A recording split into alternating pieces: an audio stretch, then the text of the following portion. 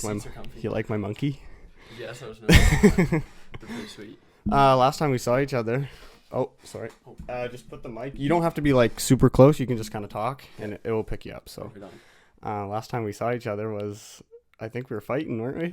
I think the last time we were tussling. I do believe that was the last time. Yeah, little slosh, but it's not the most sober, but no, that happens. Where are you working now? So I'm still with Mitchell McLean. Mitchell McLean. Yeah. A few boys have worked there. Yes. But what are you doing? You're just pretty much everything. Just doing barns, foundations, houses, like walkways, whatever he gets a call for. Nice. Yeah, you guys do a lot of barns, like big buildings and warehouses, right? Yeah, we're just doing one on Ayton Road, I'm pretty sure the name is, over by De La Velle. I am going to get that a little closer to you. Yeah. Just like, almost like a hand length away from you. Definitely. Yeah. Yeah, perfect. No problem. But yeah, it's pretty sweet. We're getting to learn. I'm learning a lot. Cause it's nothing I've done before, so it's good to get the experience and try it all out. Yeah, it's super cool. Connor Smith did it as well, right? Yeah, he did. He's the one who actually got me the job, basically. Nice. Yeah. I called him, and I was looking to start doing something like that, and he just gave me his number, so I called him, and the next day he told me to come out. So nice. It's been history ever since. It's been history. So what is it? Same crew every time? Yeah. It's just 7 of us. Nice. Yeah, it's pretty small, but people come and go. I guess every few months in the summer we need laborers and stuff like that. So changes. Yeah. Yeah. What's your long-term plans?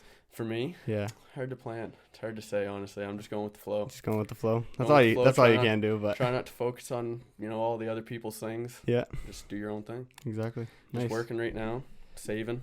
You did want to go down to welding, didn't you? Yes, that's probably going to be a venture later down the road because my dad's a welder and my brother runs in the family. Metal. So, yeah, exactly. Metal heritage. Yeah, taking it on. Build of iron. Yeah, exactly. Start being able to weld all my beams and stuff, build my own stuff. But yeah, it's definitely an idea. I want to try it. A man of martial arts. Yes, try to be. Are you still? I'm a fan. Are you still going at it? Like just practicing? Hard right now. Yeah, I practice. You're a busy man right now, but like I practice whenever I can. When I'm home, I do my workouts, and like it's all I'm interested in. So whenever I'm watching YouTube or anything, that's basically it. But yeah, it'd be nice to get in the ring one day, try something. You know what I mean?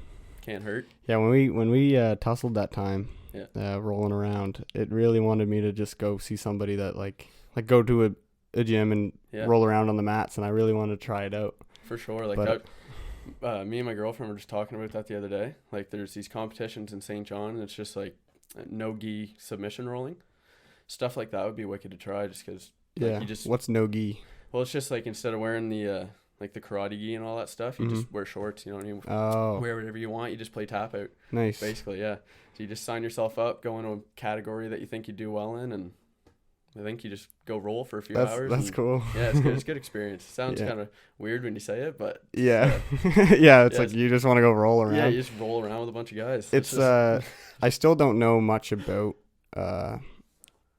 jiu-jitsu or like any type of martial arts really, but when you do watch it, it's just a bunch of boys just rolling around, like literally just like what's going on. Yeah, it's but I don't understand any of the framework, or you were telling me about framework one time, but any submissions, it's like I don't know. Like when you had me, like I knew you were trying to find something to put me into, and I was just trying to do whatever I can to like not get in that position. Yeah, you always just try to think one step ahead, try and envision something so that you can get there. Because when you're fighting blank, it's hard. Yeah. You know what I mean? Like, you're just going in and out, and you get clipped, and you're like, oh, that's discouraging. Discouraging, so you want to have a bit of a plan going into it. So each position that your body could be in with another person, is there like multiple different ways to get out of it? For sure. Like there's so many different for submissions and stuff, escapes, and just like you just got to learn how to position your body and scoot, and like it's super. It's the terminology behind all of it's super funny. Yeah. But like when you're wrestling, you just got to be wiry. Like you just got to be squirmy. You never want to be in the same place twice. You know what I mean? Always like try different moves, be awkward and unorthodox, because then it sneaks up on them. You can't expect it. So. And then try to stay composed all at the same time with your breathing. Yeah, that's the hard part. The breathing is something that like it really catches everybody. At the beginning. Like I'm no pro when I'm like first time I step in and sparred and stuff. Like the breath, oh man, it kills you. Like you feel like you're ready. You want to go in, like because you're just like focused on like not getting hit. And hitting them. Yeah, exactly. And you just think, like I'm not gonna get hit. I'm just gonna clap them a few times, and then you get like pushed around. It's like, it's like a little humbling, and then it's like, but it's good humbling because it's all experience. You know what I mean? So it's wicked.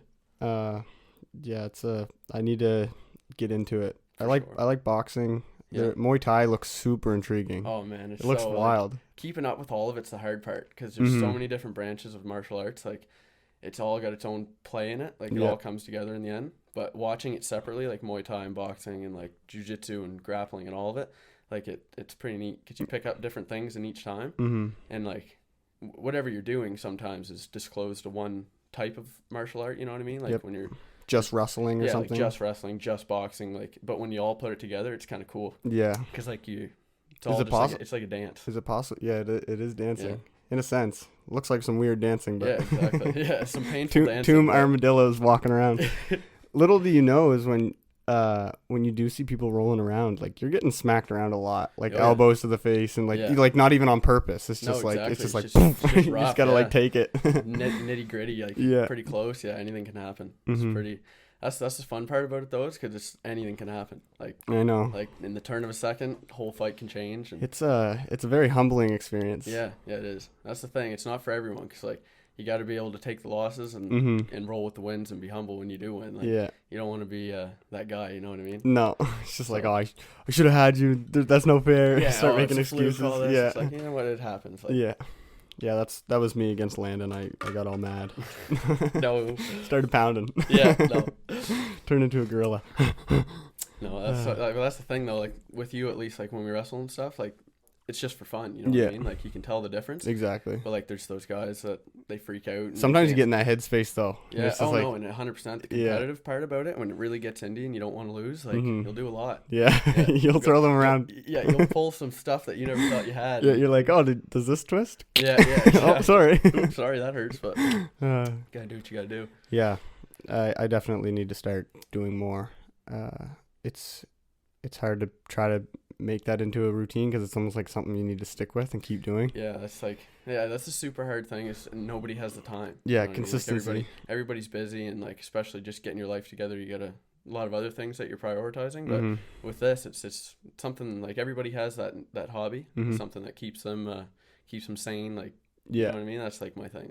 Like with Rylan, like we were saying, like with him working out, like it's wicked because you can channel all your focus into something. Like it's super good for you. Like an easy getaway, like everybody has it, and that's what I find. Nice. That is for me. Like we were talking about having like 5 boys at something, and like Rylan and Jacob, for an example, like the garage, like working on trucks, and then working in the gym. For me, it would be like snowboarding. For you, just a bunch of boys rolling around. Yeah, exactly. Basically. Not necessarily. You could have multiple things, but if that was your thing, then do it. Yeah, exactly. Like I was. Like me and my buddy, like Daniel and Ryan, like we all used to spar at my house just for fun, like throughout the week. Yeah, and it was just fun. No hard feelings. You just throw the gloves on and just go at her. For, like, take it, eat it, give it. Yeah, exactly. It's all the above. But it's just fun. Loosens you out. Like you're just relaxing. Like no stress. You know what I mean? Yeah. It's a good experience too. Like, it can never hurt. Yeah. Downstairs, I in my basement, I have like a perfect square room, and right in the middle is a boxing bag, and I just run around and just try different stuff. It doesn't hit back, which is not that good, but exactly. No, but that's like the best thing you can do is envision it. Like I know. Whenever you can envision someone in front of you and you just got to be able to move, like it all comes together. Yeah. People like that is the hard thing. It's like for me too. Like I don't have anyone to train with because I'm so busy and like it's hard to find people that like want to do it. You know what I mean? Yeah, and your girlfrild can't really put on the gloves. Exactly. And exactly. Like it's just all the same. Yeah. She could put up a good fight though. I believe it. Yeah, I wouldn't mess with her, but yeah. No, it is hard, but if you want it bad enough, like you say, like you'll think about it. You want to do it, like you'll train for it. And I find it hard to envision, like you like throw like slips and jabs and stuff, but like you don't really know where somebody's hand is. Yeah, for me personally, like I've never really been in a real boxing match or like trying to go legit. I guess. Some scrappy hands coming around. It is hard though. Like when you're sitting in your room, you don't know. Like it's not fully real, so you can't prepare for something that's completely like unnatural. Like anything could happen. So the best you can do is try. Like, you're just kind of hoping that it doesn't hit you, or like hoping what you do works. But you're like, have this game plan. He's gonna do exactly what I'm thinking. Yeah, imagine. Not That'd always. Be nice. Yeah, that would be nice. That would be nice for sure. But a little far fetched. Yeah, it's It's crazy. Martial arts is the modern version of like gladiators, but we used to like. Could you imagine going into a stadium and just going head and head with somebody? I know, man. It's crazy to think. And you only win whoever comes out alive. Like, yeah. Like, you know, like your life's on the line. That's the crazy part. Like imagine you and me stuck in this room. Yeah. And the only person walking out is like whoever's alive. Because both of you, like, you'd have the sympathy for the other guy, but you got to do what you got to do. You got to do, like, the scandal would be at your face right now. Yeah, exactly. Like, in a situation like that, anything fair game. Like, all's fair in love and war.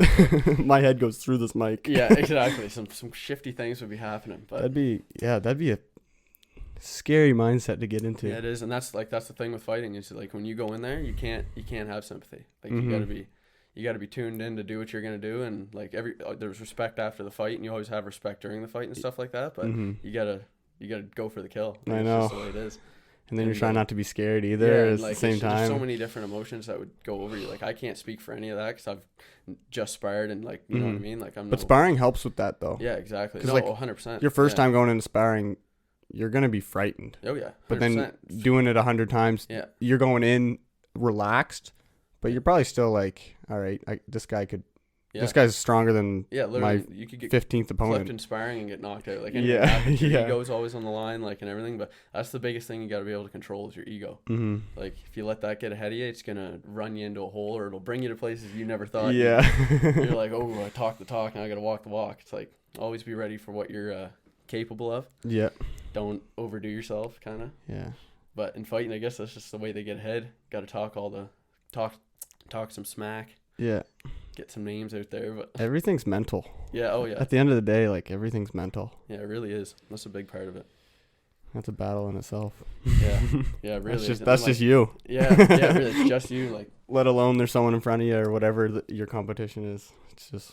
Because they say, like, boxing and fighting's the loneliest sport in the world, and it's true. Because like a team, when you lose, like, you deal with it as a team, you know what I mean? But, like, when you lose and it's all only your fault, like, that the repercussions would sit with you, and like, you'd think about it, and it'd be a lot harder than losing a game of soccer or something, you know what I mean? Like, because you're not alone. You're literally not alone. Yeah, exactly. You have a team. Well, like, that, you know that they're kind of feeling if you have the a good thing. team. Yeah, some teams are like, we don't care about you. Yeah, exactly. Some are just like, I'm just here. Yeah, I'm just here. Trying to get the time done. No. But, yeah. No, it is it's a lot on your head. You definitely got to be ready. Like, you can't take criticism. You can't listen to other people. Like, you just got to listen to you and your team. You ever see fighters before, like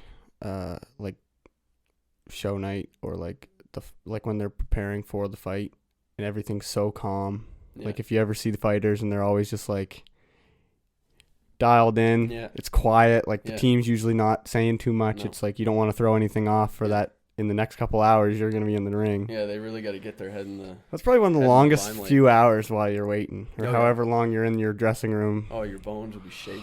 Like, I couldn't imagine. That's the hard part. That's what you got to, like, really... You can't prepare for it, because, like, you ever blow up and you want to go fight at those high stages, and you got to go do that. Like, it all comes with media, friggin'... Yeah. Walk out, like, you got to do it all. You know I know. People staring, yelling. Yeah, it's not as easy as just and stepping in the ring isn't easy, but it's not as easy as just doing what you're prepared for. Yeah. Like, you got to kind of play the role. Yeah. I think of Conor McGregor, and like, you know how he's super confident and outspoken, and just like nothing bothers him. But like there's got to be something inside him that had fear. Oh, like if he's in a room waiting for the fight, there's got to be something like his heart's pounding a little bit.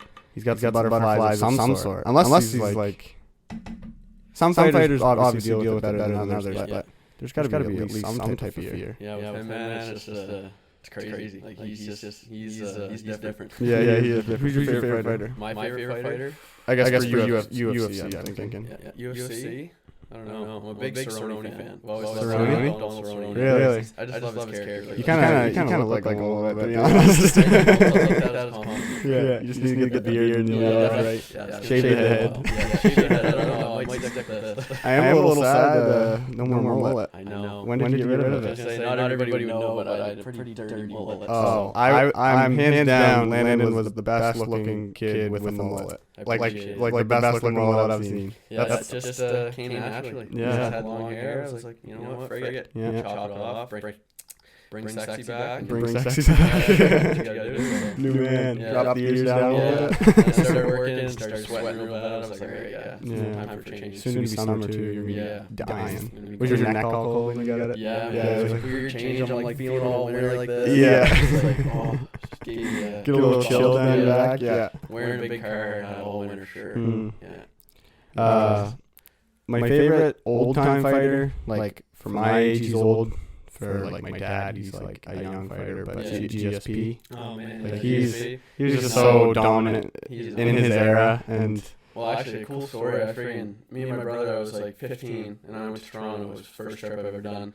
So we went to Toronto, and then there was these TKO fights in Montreal. So we went and saw the fights, and it was pretty cool. Like I'd never been to the fight, so I go and we were watching because my brother's wife's best friend from childhood was fighting. So we went to support him anyway.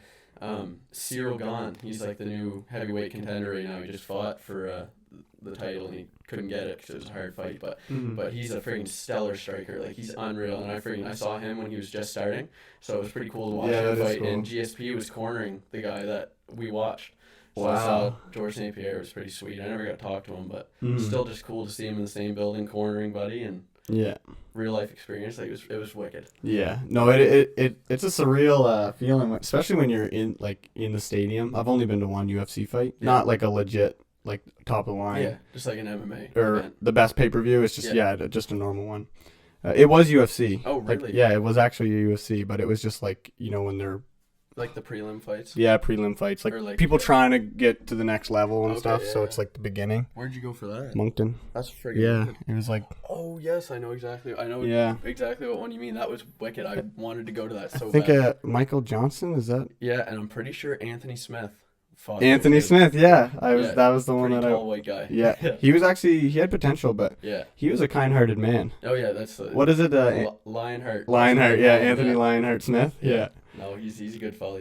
I like him as a fighter too. Yeah, he is a sweet fighter. Yeah. My favorite today, well, when I was growing up, John Jones was who I looked up to, but right now, like Israel Adesanya, yeah. He's a G. He's like it's just entertaining. It's just entertaining, and like his striking is unreal. But a guy, the only person that's ever knocked him out is fighting in the UFC now, Alex Pereira. So, oh really? Yeah, so it's gonna be pretty neat to see that. Cause like they're probably gonna work their way up to each other in the fight, and that'd be pretty wicked. Yeah. But one of my favorite fighters too for old guys is Chuck Liddell. Like Iceman, or is that what it is? Yeah. Just a stud. Love just slanging. I just love watching. He was scary. Like I don't even know where you looked at him, it didn't look like there was much power, but when he got in the ring, something. Pretty average looking dude. Yeah, when he connected, it was just lights out. Yeah, some thunder in his hands. Remember when Brock Lesnar used to fight? Yeah, that was just that's the crazy thing with fighting now too. Is like you see Jake Paul and guys like them getting stuff like this. Brock Lesnar, like people you never expect. They do quite the run. I know. Can never count him out. I mean, who knows how much roids Brock Lesnar was on? Oh yeah, scary. But that's scary. Yeah, he was pretty inflated. He was a fluffy guy. Yeah, I like that. I kind of like what Jake Paul's doing, bringing boxing back, because I did notice boxing was slowing down a lot. Yeah, it's a harder thing to get eyes for, I find. Like, if you really enjoy the sport and the science of it, like, you just want to see good fights like that, you can't beat it. But for UFC, like, it's just so much more entertaining. Yeah. You get the blood. You basically get everything. Yeah, you get everything. Like, you see, like Jorge Masvidal and Colby Covington. Like, you see the whole background, the feud, like, everything. You know what I mean? So it builds your expectations for the fight. In boxing, like, Canelo, he's you ever see like slow-mo videos of him like slip? Yeah, it's unreal. And then just clip. So in tune, like he's there. But I people like that. It's hard to like. He promotes himself very well, but it's hard for other people too. Like it's not for everybody. No. To sell their fights. Yeah. Entertainment's a big thing. It's really big. You can't just be a fighter. You I know. And it's hard. And a businessman. Yeah. Be able to maintain your money when you're making those fights. Like, no, you're not getting ripped off. Like, you're sacrificing your brain. I know. And a lot of your health. So It's pretty scary that some people only get paid that little. It is scary. I love defensive boxing. Yeah. Like I guess you could take Floyd Mayweather, but there's some like Canelo, dirty. He's very good defensive. Like, yeah. His head movement's unreal. He just knows what's coming. He knows distance. Like he can gauge himself really well. Mm-hmm. It's pretty sweet to see. Like and it's cool like early rounds and fights and you see them. You know what I mean? Engage at a distance, they pick apart a fighter, and you tell what's coming. Yeah, and then they start countering, and you see the breeds. That's what I find pretty sweet. Mm-hmm. How like in that moment, pick up on someone's weaknesses like that. Yeah. You just stay composed, read them out. Yeah. Khabib was insane for that, I think. Wasn't he? No, for sure. Yeah, he was.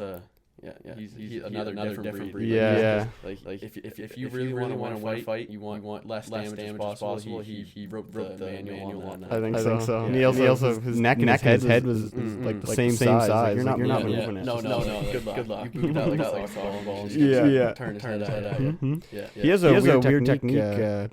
He just like smothers his opponents. It's like to the point where you can't even breathe properly. So it's just like you're gassed. That's exactly. I feel like it's playing. I couldn't tell. Yeah. But like when you watch him, it's just so much control. And he's very composed. Unbelievable. When your hands are tied up, that's the hard thing about wrestling. You wrestle for 2 minutes and try and get on strike. Like it's a whole. Yeah. You find yourself drowning. You're sitting there like, oh my goodness, like everything's just like oozing out of you, all your energy and everything. Just trying to keep your hands up is the hard part. Yeah. But he had such good wrist control and like tie your legs up. As soon as you get that figure four and your legs are tied, you squirm and waste energy. Yeah. And like every time you push, every time you just expelling yourself. And your shoulders like in your mouth. Yeah.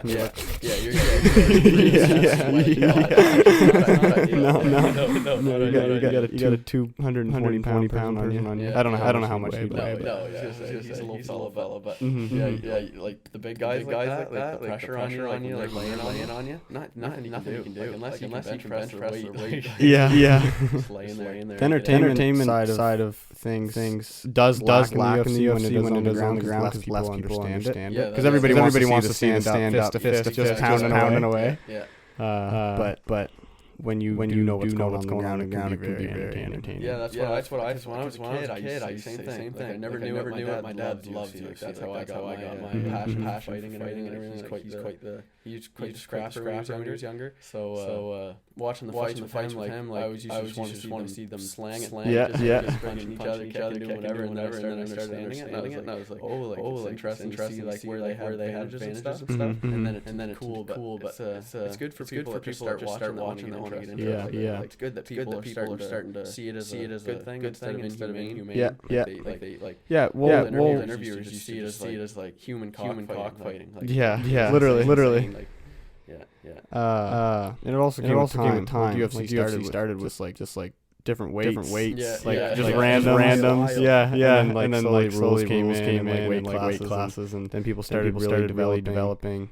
That's why GSP I think took such a powerful run through his era because he trained like a few different martial arts, and everybody else was only really trained in like one. So at his time he ended up just taking out all the smaller people. Yeah, he was pretty advanced. Yeah, powerful man. He had a good mind.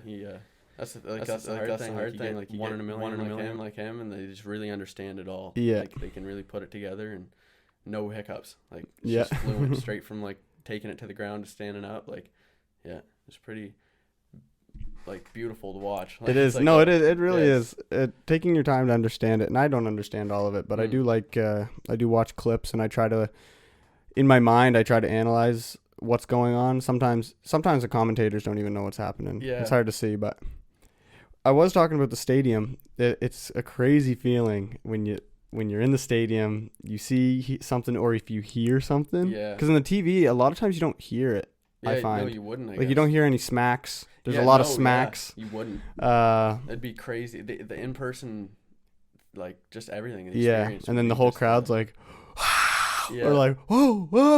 Yeah. The excitement, and then and then like. And then you gotta think like, what's the fighter's position? Like when they hear that, like they just got rocked, and the whole crowd's like, whoa. Yeah, I've always wondered that. Like and a lot of the time, it seems like they can't even hear it. No, you'd be so dialed in that's just outside noise, whatever's outside the cage. It's just like whatever. Yeah, exactly. But yeah, you definitely think it would take a toll, like hearing and seeing the reaction of the crowd, like. But your adrenaline's pumping, so it's, again, you got someone in front of you that's trying to kill you, basically. So. And what I find too is like when you really get going and sparring, and I wasn't in good enough shape too. Like when you reach a good peak shape, like you learn, and my father's always told me, like when you hit that level of like physique, like it just doesn't hurt you. Like you literally feel like you're on like a runner's high. Like you just want to go all day. Like when you're fighting, like you just one after another, like you just don't stop. You know what I mean? Like I feel like I've had your cardio. I feel like I've had that once, but like maybe just messing around with the boys and just like wrestling around, and it might have been like, oh, all right, you wrestle me, you wrestle me, you wrestle me. But I think that's only happened once. But it's like with like your like with working out, like when you get to that point of cardio and like that level of when you know that you're just ready, like 2 weeks out from your fight, like that's what you'll feel like. And that's what I'm chasing. Like that'd feel good. You know what I mean? Just you'd feel so confident and prepared that nothing can go wrong. Do you know much about like conditioning your body for conditioning in the sense of like, you know how you take medicine balls and you like hit your stomach and you're getting used to that impact, or like they literally just take like that post with like punching and they just like hit your shoulders and stuff. Does that like condition your muscles in a way? Do you know? I've done my research to read up on it, and just because I've said the same thing, like how does that really like work? Does it callous it? That's kind of like my with thought. Your shins though, I really do believe it. Like with shins, like I've practiced it because I used to, like when you're sparring and you check a kick, it hurts because you're just bone on bone, and that's what takes the like Ryan, me and my buddy Ryan, we were sparring, and like he threw a leg kick and both our shins just like clack and you feel it, and each of you just take a second, like but you can't, because if you're in a real fight, you gotta stand on that leg right away and keep going. So it was it's weird. It's good to try though. Like what's some things that you train your shins for? I was just gonna say, like literally it sounds stupid, but if there's a post, you got a wooden post or like a 2x4 or something. I was thinking of a post with rope around it. Yeah, like rope, that's really good too. Like you just gotta lightly tap it. You just start practicing your form and hitting it and connecting, and then you can just keep going harder and harder. And I've found like, and when you're kicking and sparring, and then you start feeling that it doesn't hurt as much, and like you can take it, it's better. It's crazy. Definitely helps. But with the other stuff, I've not much of a clue. Cause like with definitely training your abs, you do have to have a strong core. Cause I ate some body shots when I was sparring, and you never think about it, cause you're like, all right, like I can take that. Yeah. Sure. And then you get hit, and it's like, whoo, like your body just shuts down. Like you can't control it. It is weird. It's just the way it does it. So you got to be ready for everything. I've watched some compilations of like liver shots and stuff. It's pretty wild. It's just like they just like connect, slap, and then they're just like. Like a second later, a delayed reaction sometimes, because like the average person would see that and they're like, oh, like look at that guy, he's taking a bow, like how'd that hurt? And you get hit with one, you'd know. Yeah, when your liver touches your stomach, that's when you know there's an issue. Like it just flattens like a balloon. You're like, yeah, I can't stand up. Yeah, yeah. Body shots, would they be the hardest thing to hit? Probably. Yeah, it's like, I guess so, because at the beginning of a fight when they're sharp, like it's different with every stance, because some people stand different, they leave openings and stuff, but like it is pretty tricky, because like you're quick to drop your elbows, you know what I mean? So the side shots are hard to hit, and that's where your liver is, like when you go around the back. So the stomach shots are easy, because if you just feint, you gotta have a lot of feints, like step in with a fake jab and then go to the body, stuff like that. Like it works pretty good on tall people, because they have a long ways to move. Yeah. But the short, stocky ones, they're hard. They are. Yeah. They're all power. They're not endurance. Like they're just condensed that it's like, frick, man, like just little balls of muscle. You can't hurt them. You gotta hit them clean. Yeah. Yeah, it's tricky. Same with wrestling. Like wrestling, they're so wiry. Like the little buff guys, like you can't keep them in one spot. Can't get a submission. You know what I mean? Because they're always just out of it. It is. But yeah, you can definitely use your strengths according to your body. Yeah. Nate Diaz was a good wrestler, wasn't he? Yeah, he's pretty good on the ground. Yeah, he was really good at jiu-jitsu. Yeah, he's black belt, solid. I think. Yeah. I loved the brothers. Like, you hear the Stockton slap? Yeah, it's like Stockton. Yeah, Stockton. Yeah, just going hard. Yeah. No, they were characters, man. I love them. Like, it's sad to see them getting old, you know what I mean? But they've had such a run, it's legendary. Like one of the only guys to ever beat McGregor too. Like it's pretty for sure. No, like they're some wicked brothers. I know. They got a wicked story. Like when you see them and just like in the tough, like that's what my dream, man. If you could make it on that friggin' show, like that'd be my goal. You could make it far there. And some hard water. Yeah, it's got some strong 40%. Yeah, 40% real water. Yeah. I like that they were just themselves. Yeah. No, they didn't try to sell. Sorry. They didn't try to sell fights. They just were them. Yeah, no. That's just how they were raised up. They didn't care what they said. Yeah, they just wanted to scrap. They just wanted to prove, like, I'll beat your ass. Like, you know what I mean? Like, yeah, they didn't give a. They'll slap you 6 times in the middle of a fight. Yeah, right in the middle of a fight, they could be losing, stalk and slap you, and it's like, this guy's coming, like, not stopping. Like, it's crazy. I'm gonna throw up a picture of when Nate Diaz had a guy in the triangle and he was just slapping him. Yeah. Just slapping him. Yeah. So funny. He starts flipping off the camera. Like, Yeah. just... Yeah, I think he just was like this to the crowd. Yeah, he was. He's just giving her. Yeah, and so after funny. like iconic friggin' post-fight interviews, like with McGregor, not surprised, like when he's just going off. Oh, it's funny. Yeah, I think that's the worst thing they can do for Yeah. any sport. Mhm. Post-fight interview or a post-game interview. It's terrible. You're like, gassed. You can't think straight. Yeah, gassed. You're just like the winner has adrenaline, the loser is agony. Like you're just sitting there like. It's like you don't want to be on camera. Yeah, you're out of breath, dude. Yeah, yeah. Just got beat up, Yeah, you bleeding, like yeah, you a cuss. swollen eye. You can't even see the interviewers. Yeah. It's like, what's going on? Yeah, it's a crazy concept, especially like the losers interviewing them. It's right after being like, yeah, like what could you have done differently? Yeah, so in the minute and 46 seconds of the third round, what were you thinking? Yeah, it's like what do you mean? fighting. It's Yeah. like, yeah, not much on my mind. I was trying to get him. Yeah, he was trying to get me. That's Yeah. all I can say. Yeah, literally, dog eat dog. There's some funny interviews out there. No, yeah, there are for sure. That's what like Paddy the Baddie, that new He's fighter. He's up and coming. Oh yeah, he won last night. Yeah, there's a very good card last night. I'm a scout. Yeah, What is yeah, he says Scousers don't get knocked Yeah, out. Scousers. Like I'll never get knocked out. Yeah. He's gotten clipped every fight. So Has he? yeah, every fight he gets clipped, but he comes around. He says it's not how you start, it's how you finish. Yeah. He's a character. Like it's so funny. There was a fight, and he was leaving the ring. He's like, what's that song? It's like, can't touch me now. Oh yeah, he's like, Can't touch me now. yeah, he's jiggy for sure. After every fight, he's dancing or he's doing something wild. Like, yeah, he's rising. What's a scouser? I don't even know. Yeah. I don't know what's in the dark on that one. But Ethnicist. I can't never say that. yeah, I'm not even gonna try. It's just something. Ethnicity? Ethnicity. Yeah, there you go. Yeah. No, but I don't know. Sounds funny. Yeah. He's I'll roll like with a it. character. Yeah. You gotta be a comedian at the same time. Yeah, really. Well, that's the thing. Like, you build fans, and then like that's the crazy part nowadays. Like, you like Chuck Liddell and all them, they missed out on so much because like they couldn't have Instagram or like Facebook and all these followers and like merchandise and all this things. You know what I mean? Like McGregor, like he was able to open businesses. Like his Instagram alone would make him plenty of money. Oh, probably each post is getting paid so much. Yeah, exactly. Like I imagine. I don't know how it works, but Yeah. with like that much fame coming in, like you can brand it and advertise it more. Fame's a currency now. Yeah, it is. Fame is a currency. Like it's crazy. You can People really look do at that. that and they're like, oh, you have this amount of fame.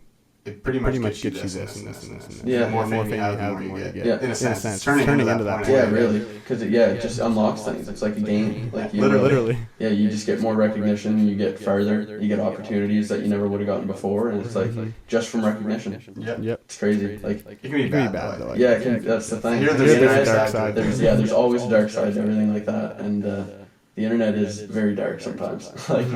like for fighters too, like John Jones, like you were saying, like with the things he's battled with, like things being said about him and his wife and drug problems and all that, bringing to light, like in the newspapers, on Facebook, everywhere. Like you can't get away from it. His kids are gonna see it. Like Every interview he's gotten bombarded with the same questions. yeah, the same questions. These friggin' people. Like it's hard to say. You know what I mean? Because then it's around for the rest of their life. Like they gotta hide that from their family, their kids. Like it's hard. 'Cause it could blow you up and do a lot for you, and then it could tear you down pretty quick too. Who do you think would come out on top if everybody had to fight? In the UFC, At the end of the day, like who would be the number one in your opinion? number one pound for pound fighter in the world. Yeah, Yeah. just overall. As much as I don't like him, Kamaru Usman. He's unreal. It's just he's Who's the other guy? Francis Ngannou. Yeah. If obviously if they all had to fight, Francis would just wipe the floor with them because he's like a monster. Like he just swing a couple haymakers and kill like 4 people with each hand. So one punch. Yeah. But for further weight, it's hard to say. That's the thing. Like for like weight classes is such a difference. Like it can really change the fight. And I never used to realize that as a kid. Yeah, like But, even 5 pounds. Yeah, really. That's why there's like in one championship, it's just a different brand other than UFC, and like they they do crazy things like that. Like they'll have a different weight class every so often, like way more different weights, and they'll do mismatched fights. So they'll do like half a fight Muay Thai, half a fight full MMA. Really? Yeah, there's actually a super fight coming up. It's gonna be wicked. That's cool. Yeah, it's an old UFC fighter, Demetrius Johnson, and he's a featherweight. Yeah, little tiny fella. Yeah, Mickey Mouse. Yeah, Mickey or Mighty Mouse. Mighty Mouse. Yeah. But and then there's Rod Tang, and he's like this Muay Thai fighter, and he's just an animal. Like after this interview, you should look him up. I will. It's insane. I'll throw a picture. Yeah, exactly. He's a scary little boy. Yeah. So, yeah, they're only like 120 pounds. Yeah, I think they're like 110, 125, 135, maybe. Nice. But they're small. Like they're violent What's the little lowest people. you can go? 125, 120. I'm pretty sure. Yeah. And then the highest you can go is. Highest is 260, 260, like that's like heavyweight. 205, I think, is light heavyweight. Pretty sure, because that's what John Jones and I think you're right. DC and all them used to fight at. When they weigh, do you know the difference? Like, how much are they allowed to be off from each other? Like, is it 5 pounds? Yeah, so no, it's like, I'm pretty sure you have to be within the pound. I'm pretty sure, and it depends, because every time you're more out of a weight cut, you forfeit more of your purse to the other fighter. So every pound is like an extra, like for reference, it'd just be like 10 grand. 15, 20 grand, like fine. Yeah, every pound you're over. So there was actually this girl that couldn't make weight, like she's been having troubles cutting weight, and she was like, is this Cyborg? She's had problems too, actually. Yeah, she was pretty big. Like it was hard for her to do it, but they get fined. So like even if you win, half your purse or whatever that percentage goes to the other fighter. So it's like, and it's unfair because you like as soon as you weigh in, a lot of fighters gain a crazy amount of weight before the fight. Like they'll if you're weighing in at 145 and you're fighting, you'll probably be fighting at like 155 that day. So like you could gain like as much weight as you can. Like you're off your diet, like you're dialing in. Like they drink a lot of water and they cut a lot of water weight and all that shit before the fight. But it's like I wonder why it's. Fighting is like looked at as like the most unhealthy body transformation sport. Like acting. Yeah. You don't realize it, but actors are like gaining weight, depending on the roles that they get. Yeah. But fighting, it's like they need to be exactly there. So I wonder what they do. Do they draw something out of them like last minute to be like, all right, this is gonna pull out 3 pounds out of you? Actually, I'm really not sure about that. Like I think there's probably some. Oh yeah, that's what I was just gonna say. There's probably so many like trade secrets kind of thing. Like teams that know about. Yeah, never imagine that they do, but like they got to do it. But like I know like from watching a lot of fighters and just like their routines and before fight week and everything, like it's crazy. Like just a lot of sauna, a lot of hot baths. You gotta just shed this weight. Like Sean O'Malley was just saying, you can cut 5 pounds a day easy. Like like just with what you're eating, and then like if you're only drinking water, then you're just getting rid of everything else. You know what I mean? So it's just water weight to cut, which is easier. They just kind of dehydrate themselves, and yeah. Sean O'Malley's entertaining. Oh yeah, he's wild with the legs. Yeah, he's a extraordinary fighter. But the thing is like he stays where he knows he's comfortable. Yeah. With ranked fighters, like he is a ranked fighter now, but he should be fighting higher level guys. Really? And it's hard for me to say, cause like it's always easier for an outsider to say something about that. But I feel like he'd have the skill to start fighting better guys. You know what I mean? I think he does have videos on YouTube about fighting techniques. I could be wrong. I think he does stuff like that. He's got Twitch and all that, I think. So yeah, he's a little bit of a modern kid too. Yeah, he is. He's pretty smart. Oh yeah, he's got like franchises and partners with Dr. Dabber and all that. Like, really? Yeah, it's pretty cool.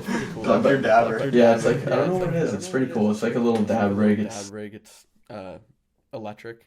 It must heat itself up. I don't know. I really have no clue. They're pretty sweet. I'm pretty sure I saw videos on Instagram. There is a company something like that, and they just like.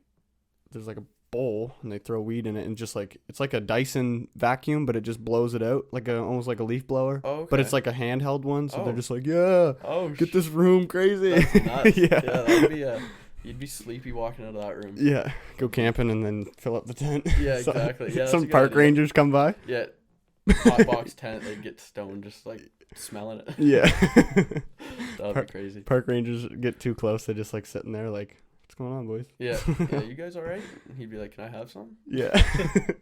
You sharing the rest with the forest or what? Yeah. Oh, that's funny. But Mike Tyson, another cool thing with his edibles, like he just did Mike Bites or whatever. He has his own company, right? Yeah, he has an edible company, but he just started doing them of Evander Holyfield's ear. Like he has edibles in the shape of the ear with the bite out of it. That's hilarious. Man, it's funny. Like, that's such a good marketing. Yeah, I was just gonna say it's a good little scheme to. Yeah, just make a buck. Yeah, it's pretty, but that's funny. Yeah, it is. Evander Holyfield, right? Yeah. Holyfield? Yeah, I'm pretty sure. Yeah. Holyfield. Don't want anyone quoting me. Yeah. Don't let your mentality take over. Because Mike Tyson, in his interview, he said he didn't want to lose, so he bit his ear. Yeah, literally. Like with him, like he's such a crazy story. Just in like everything about him. You hear like. Have you listened to? He has a podcast now. Have you listened to much of him lately? I've seen a lot of like Impulsive with him on it, and like Joe, like a lot of other ones. Yeah, Joe has like 3 episodes or something with him. Yeah, and he even said literally one of the reasons why he made his table bigger was because from I saw that. Yeah, because mine's pretty small. Like we can get pretty intimate. Like we touch footsie sometimes and stuff. But sitting with a man that's just like thick neck, big boy. Oh yeah, like a literal gorilla of a human. His fighting style is insane. Yeah, he was a killer. There's a wide receiver. His name's Brandon. Oh, I forget his name. He used to play for. Oh, who did he used to play for? Denver Broncos, I think. Anyways, he's a wide receiver. He's a big guy. Yeah. Anyways, they're just like messing around at this like show or something, or this event, like red carpet event, and Mike Tyson was there, and he walked up to him, and he's way bigger than Mike Tyson. Oh, I think but he pretended to just hit a couple punches at him, and Mike just starts bobbing and weaving towards him, and he's like, I couldn't do anything. And he's like 55. Like, yeah. It's crazy. Oh. Yeah. No, I would never mess with him still. Like, right till the grave, he'll be a monster. One of the craziest things I saw, Floyd Mayweather was going on how he's like the greatest boxer alive. Like, yeah, it's a big debate right now. Yeah, and he's 50-0, but there's fighters that have gone like 97-0. Yeah. Like, or not 97-0, but like have won like 70 fights in a row. Yeah, exactly. Like, I'm pretty sure he went 90.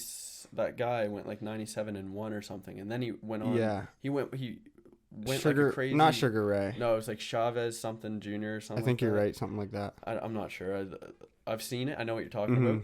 But he like lost one fight and then went on to win like another 100. Yeah. And just fueled him again. Insane. So there's no way that like Floyd is there's no taking away his accomplishments. Oh, yeah. But he's not the best. No way.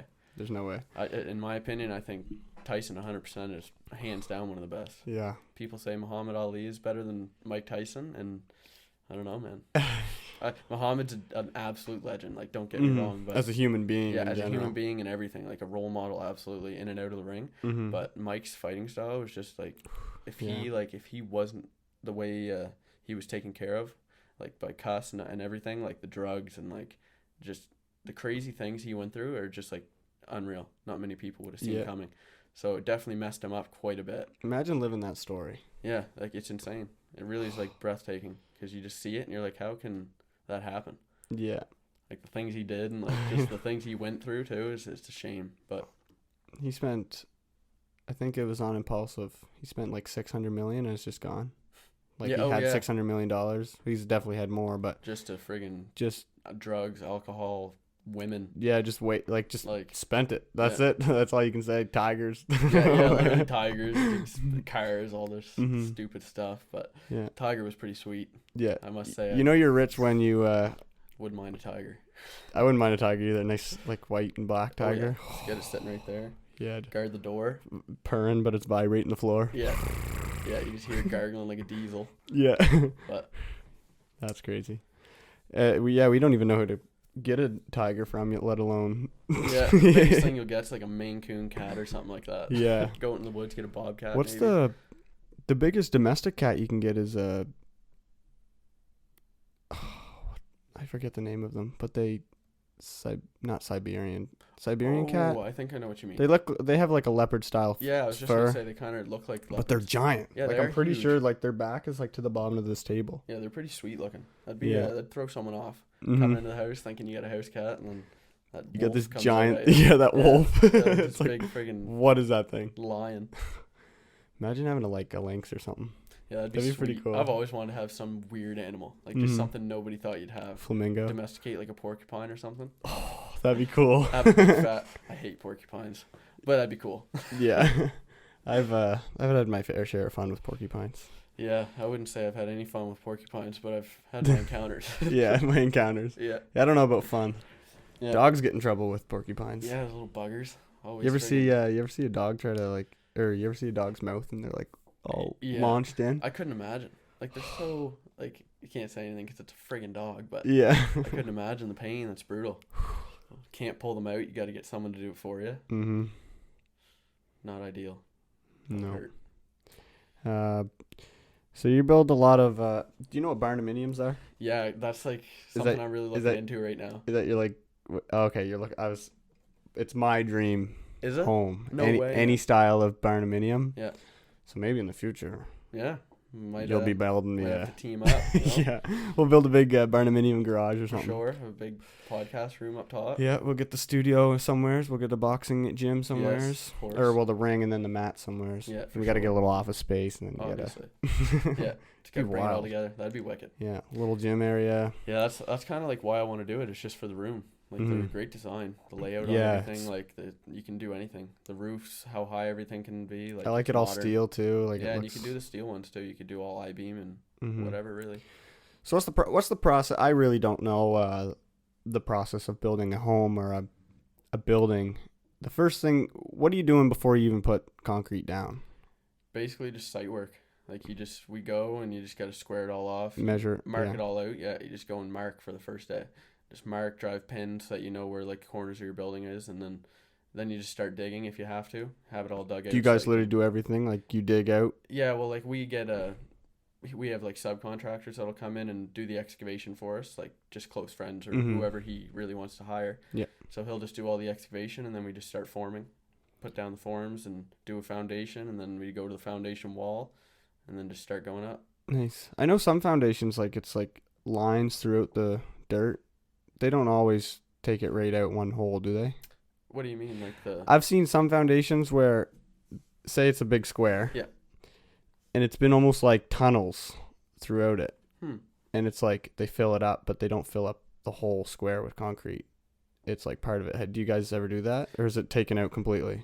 I'm not too sure. Like for when you start a house. Yeah, or any building, really, a garage or a warehouse or. Yeah, like if we're pouring the floor, you mean? Mm-hmm. Yeah, like if we pour the floor, usually it would just be all dug out, like it'd be all completely. Yeah, and then we'd have to power tamp it. Mm-hmm. Like usually What's it's that? good. So it's just like a big vibration. Yeah, the big circle. Yeah, what rent them at Sussex Rental anywhere around Nice. here and stuff, and yeah, it's just you want a good base before you do your concrete, so it all settles. So you it stand right on it. Move. Yeah, like the dirt, you mean? No, the actual power tamp. Yeah, no, you just walk behind it. It's just like a walk behind little 50cc motor, whatever they are. Okay. Some of them are a lot bigger. They kind of look like a what are those, floor cleaners in a sense, but just a bigger version of that, right? Yeah, they do look a lot like What's the bottom of it? It's just a big metal plate. Just a metal plate, yeah. And it just kind of just vibrates and starts packing, and you just go do a bunch of rounds around it, pack it down, and then start laying your rebar. Your feet don't mess it up at all?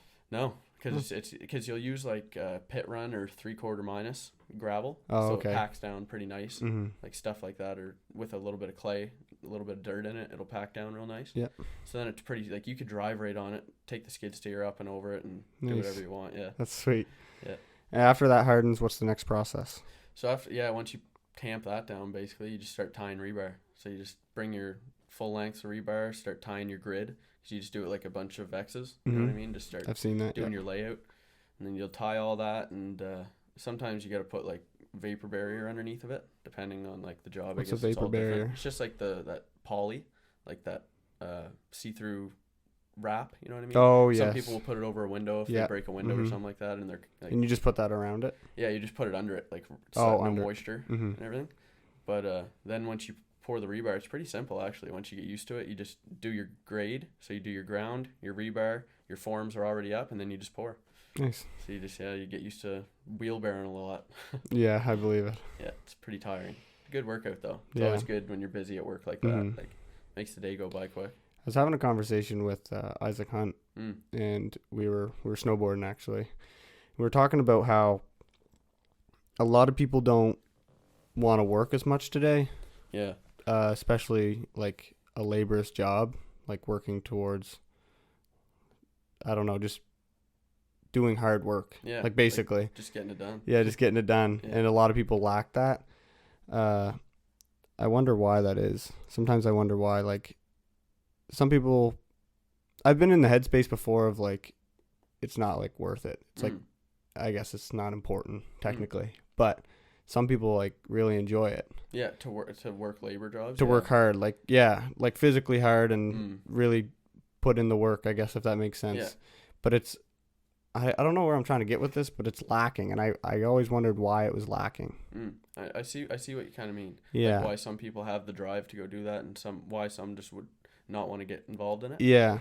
Well, I find for me, like, it's the rewarding part about it. Because, like, with this, it is very rewarding. Because when you build a foundation and you pour and everything, you start learning and things aren't having as many hiccups and all that, and you get better at your job. Like, it's it pays off to see it in the end, because you'll build a barn and then you take your picture and you're like, wow, like, this really came together. You know what I mean? Like, I did that. Like, I remember doing that. Like, the things you had to do. Yeah, exactly. And just like random jobs around town, like you can drive around, see it 5 years later and be like, oh yeah, I did that. Told not, like, looks good. Yeah. And I find that's what makes me want to go every day, like, and the workout kind of behind it, because I couldn't imagine not using my body every day kind of thing. So I'm glad I actually get that through work, because I try to work out after work and it's hard some days, you know what I mean? It is hard. You get home, you want to eat, and then you got to work out, and you got an hour to do it all and go to bed. Like, it's just, it gets crunch time, so it's like you got to prioritize things. But at least some days at work, like when I'm carrying rebar and I'm lugging like boards or just doing concrete, like, you get a good workout from it, so it pays off a little bit. Do you stretch a lot? I should more. You should. That is the hard thing. It's crazy. You will never be sore if you stretch every day. And I believe it 100%. A big thing that I really was interested in is Wim Hof. Oh yeah. And a lot of his studies and stuff. Like, I did a project in school on it, and it's always stuck with me. And like the benefits of like just those everyday things like stretching and breathing techniques, and like how it can put you in a better headspace, just feeling better physically. Yeah. It's like really beneficial. Like, that's something I really want. And with wearing a pouch all day, all the older fellas and everybody in the trade, like, they always say, you need to get yourself some suspenders and you need to like support yourself, because the pouch just kills you with all your tools in it all day. Pulling your hips down, and that's pulling what your kills me, my lower back and my hips. Like, that's why I move around so much when I'm sitting here. Like, it's just, it doesn't matter what the seat is. Like, my back's always hurting, but friggin', it definitely would help to stretch. I got to start doing more of that. I worked at commercial tents since grade 6, and that's a physically laborious job. Definitely. I did it for how many years? 7 or 8 years. Anyways, it's the same thing. It's really cool. You're working these crazy shit. Like, I've worked 24 hours straight before. Yeah, it's insane. It's nuts. But like working a 16-hour shift and starting with a big, huge parking lot or field or whatever, and there's nothing, and then you set all these up in these beautiful places. Sometimes sometimes you're building big decks just like out of wood, and then putting a tent on top of that, and it's not like these tents are small, tiny tents. Like, these are rugged big tents. Yeah, like heavy duty, like stronger than a. Like, is that for all weddings and mostly and stuff like that? A lot of weddings, big festivals. Like, think of any festival, music festival, arts festivals, stuff like that. And then they deal with like a lot of corporations and stuff too. So like Irving, and they would have like tents that are all year round, every year, and they just like every month. Yeah, exactly. Always needs rented. Yeah, they get the contract and stuff, and that is good. Yeah, and they travel like really far. Like, some events, they literally set up. I think their biggest event might be like 150 tents. Holy crap. In one place for like 4 days. That's insane. And you got to set that up before that, and then it stays up for like 2 or 3 days, I think, and then you got to take it all down. Yeah, and I was gonna say, you probably have to secure them down pretty good, because probably wind would catch them, and pretty lightweight would they be, like, or for how big they are, I guess. For how big they are, pretty light. It just depends on what style tent you're getting. Okay. So like a frame tent would be the lightest. It's just like thin tubing. Okay. Circle tubing. And it is just like canvas, the tent is, or is it's a vinyl. It's like it's just like this. Oh yeah. Feel that? And, I never even knew that material. That's a vinyl. They have there's different types and grades of vinyl. Yeah. So there's thicknesses, there's strength, there's durability, heat, like temperature. Like, some are like I think they're all not flammable, but at one time I think they were a little flammable, or they used to be. Or it must be pretty pricey.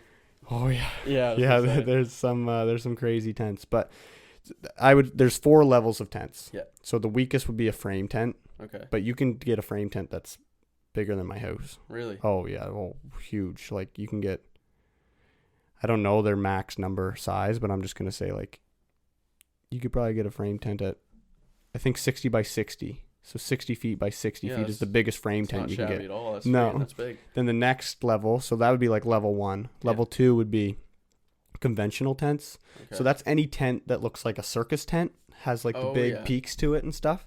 So any big circus tent, that's basically a conventional tent. Mm-hmm. So they have really big beams in the middle of the area, and then they have like wooden posts all around. Did you guys do it for our prom? At Cobble Plain? Yes. I think that was kind of like that was a conventional tent. Pretty big one, yeah. Yeah, they just have that kind of nice fancy look to it, I guess. They do. Those would be the next up. Okay. Those ones are honestly the scariest. Are they? What? Yeah, because high winds and the way they're shaped, that middle pole can get scary. The wooden legs on the outside can get pretty sketchy. I guess anything can blow and just start flapping. My favorite ones are the 3rd level tents. Okay. So each level is like, I would say, strength goes up as well as price. Yeah. So the 3rd level are called arch tops. Okay. And they're thick, like rectangle beams, and you can get them at any size that you probably you'd want. Yeah.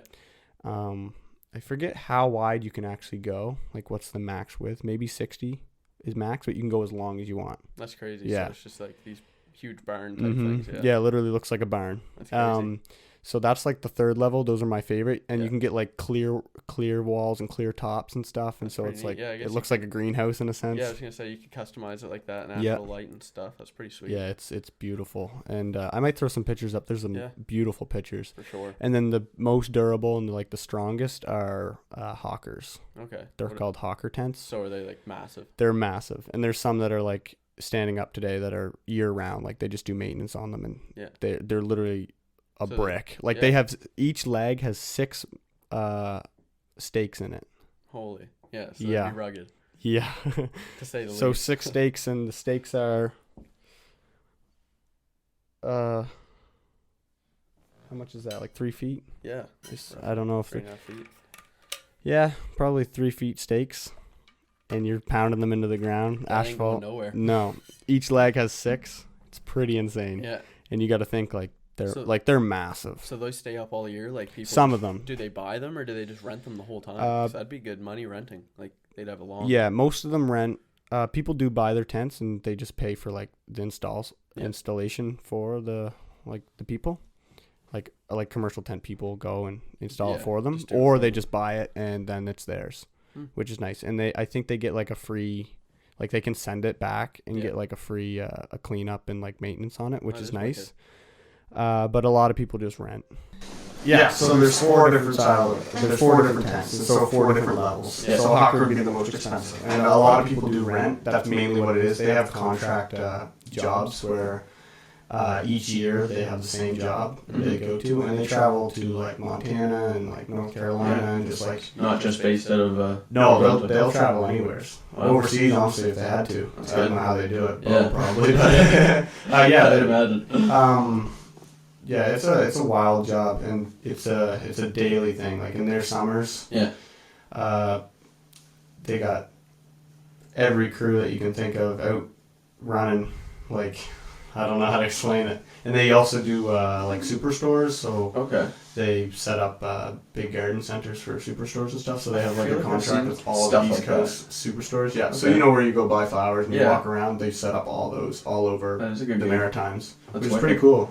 Yeah, I used to work at Avon Valley, like the place out in Berwick, flower spot, and it was wicked. The view every day, like inside of those tents, they were kind of similar because they had the skeleton of the metal poles, but they were all see-through just for the sunlight and everything. Mm-hmm. But it was wicked. It'd be cool to build something like that. Yeah, and again, it's rewarding because and that's where you just grind it out with the big crew of guys. Like there's some jobs. I specifically remember one job. Just happened, like, I've done it a few years in a row, but just one of the years. It was a crew of, it was like 20 dudes or something, like all in one crew. Yeah.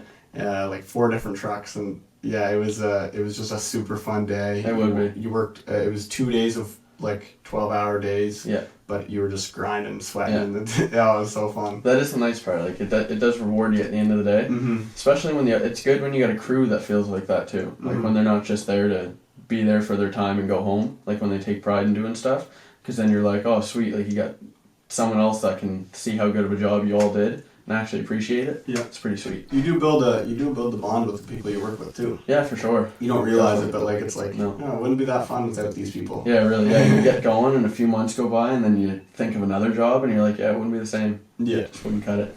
Yeah, that's one thing I'm very lucky about with our job is we got a wicked crew. Like nice. Very just down to earth, chill. Like I don't gotta worry. No one's stressing. You know what I mean? Like with our type of job, there's stress every day. I believe. Just you're coming up with probably new problems every day. Yeah, and just learn something new. Exactly, things happen. Like it's just the way it goes. But it's good that everybody is good people. Mm-hmm. You want to have somebody that you can just like mess around with, but also can put your head down and work. That's exactly what it is. It's good because they're all willing to joke. Like they're not uptight, just stiff. You know what I mean? Like they're all. It's good. It's fun. It's fun to go to work. Exactly. Which makes it better. Nice. Yeah. Mitchell's Construction? Yeah, Mitchell McLean Construction. Okay. Yeah.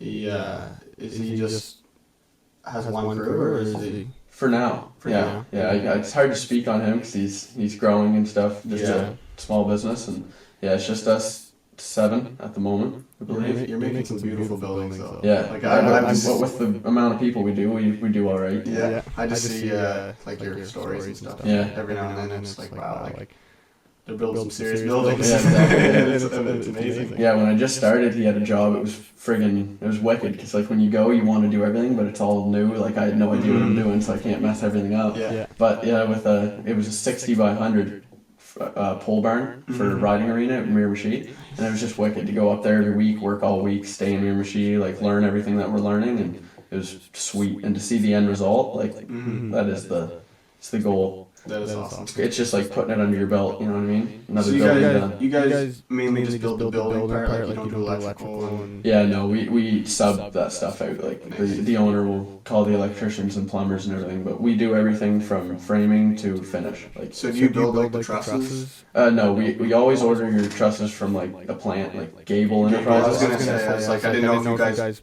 built them on site. Like I didn't know how you guys laid it down. For little things you might, like for sheds and stuff, if you don't want to put the money out, because like they do charge a little extra, but yeah, with houses and stuff you always buy it because it's always under an engineer's plan. Oh, okay. So yeah, that's another. Yeah, true. It's pretty tight with stuff like that sometimes when you gotta follow it part for part. But a lot of the times you can get slack, like not slack, but just work as you go. You don't have to follow it right off the plans. You know what I mean? Use your own head to do things, which is nice. Yeah, exactly. Some people can't do that. Yeah, exactly. Yeah. We can go anywhere with this. Yeah, I was just thinking. Yeah, like it's, and what you were saying earlier with people not wanting to work, like, and I see that a lot actually. I think it's just 'cause people are getting too comfortable. Like a lot of people, like coming straight out of school, like they see as soon as CERB came out, I saw a lot of people lose motivation. I did hear that, like when the government handed out too much. Yeah, like it just a lot of kids just used it as an excuse, and they got that money and they didn't use it as they should have. So like then they're like, oh yeah, I can just claim EI if I work long enough. I can get the hours go on EI, and then they just sit. And it's like that's good for anyone. Like I'm not judging at all. I'm just saying like it's working. Personally, from when I wasn't working, I felt like garbage. Like mentally, everything. Like you don't have money, you can't support yourself. Like you wanna be independent. So when you have money and you go to work every day, like, it's a good feeling because it occupies you and you make your own money and it's rewarding. As long as you enjoy what you're doing. Yeah. You hated building barns and stuff. Yeah. It wouldn't be that good. No, it would be a complete other experience. Exactly. Yeah, it's good. It's good. Definitely the main goal is to get something that you enjoy, whether it's your dream or not. Just try to enjoy it. Like Warren Buffett said one time, if you can't do your dream, do something or work somewhere that you love. Mm-hmm. So figure out something that you love. And if that's not like your dream, I guess, then make sure you can at least do that. Yeah. Because then you won't be unsatisfied. Yeah, exactly. It's all about satisfaction, I guess. Because is there any other things that you're tinkering with other than like you do enjoy martial arts, and I know that's not like your life. It's not like your every day after work I'm training. But is there any other things that you are into? It's hard to find time. Yeah, that's the thing. Your schedule it's crazy tight. But with work, like for me, honestly, for how I understand it, like the money is, if you want to make the money, you got to give up time, and you're not necessarily going to enjoy everything that you do when you want to make that good money. So sometimes you just got to be able to grit it. You know what I mean? Just get through it, make your money, and then live your life. So if I, like everybody said, if they had a dream, it would be UFC. Like if I could fight, if I was 100% healthy, like everything worked out in my favor, absolutely I'd fight for the rest of my life, because you can only do it for so long anyway. It's just it's one of those things you take a chance on. It's hard to make a living out of it, but you can. But if not, then just become a welder. I would love to live off the land. Like I'm not much for living in cities and I don't do much. Like I'd rather stay on my land and just enjoy it. Me either. So the same way. I always want to. So barnuminium. Yeah. Any style like farmhouse in a sense is really nice, because having a little hobby farm would be awesome. Yeah, that's what we're kind of working on now. Nice. And a garden, like a natural. I don't know what. I'm a big believer in like healthy food. Yes, absolutely. I'm scared of all the food in the grocery store. I don't blame you. Right now, I don't really have a choice. It's hard. I really like that's the thing. I've a dilemma that I kind of come to terms on. I'm like, man, like what you eat is who you are, and it really controls like your bowel, like everything, like your bowel movements, your brain. Like the more you eat of good foods and proper nutrition, like you'll wake up better, you'll have more energy, like you won't be as tired, like your joints and stuff will heal better, like everything. And but it's hard when everything's so expensive, and it's hard to find good food at the same spot too. Like you have to go to a lot of different places to get all your fresh vegetables, your clean meat, like. And if you do have the money to spend more on healthy food, it's nice, but it's so much easier to buy a little less healthy for cheaper. And save the money. People are like, it's a really hard. You can't find a medium, because you want it, and it really would benefit you, but you just can't afford it sometimes. And like you just gotta. It's like with bills, like you gotta. I know. It's like a budget. Exactly. It's like Frig. Yeah, it is hard. And we're at the stage now where you're trying to figure all that out as we're getting older. Trying to get really in tune with your body, because like as a kid you just eat whatever you want, chicken nuggets and fries every day. Nothing happened. Nothing happened. It was fine, but then you get older and it's like you start realizing, and we're still young, like we still gonna find out a lot about ourselves with what we eat. Like just with greasy food, like you realize when you go out and eat, like you know what to expect, you know your stomach's gonna hurt, or like you know something's gonna happen.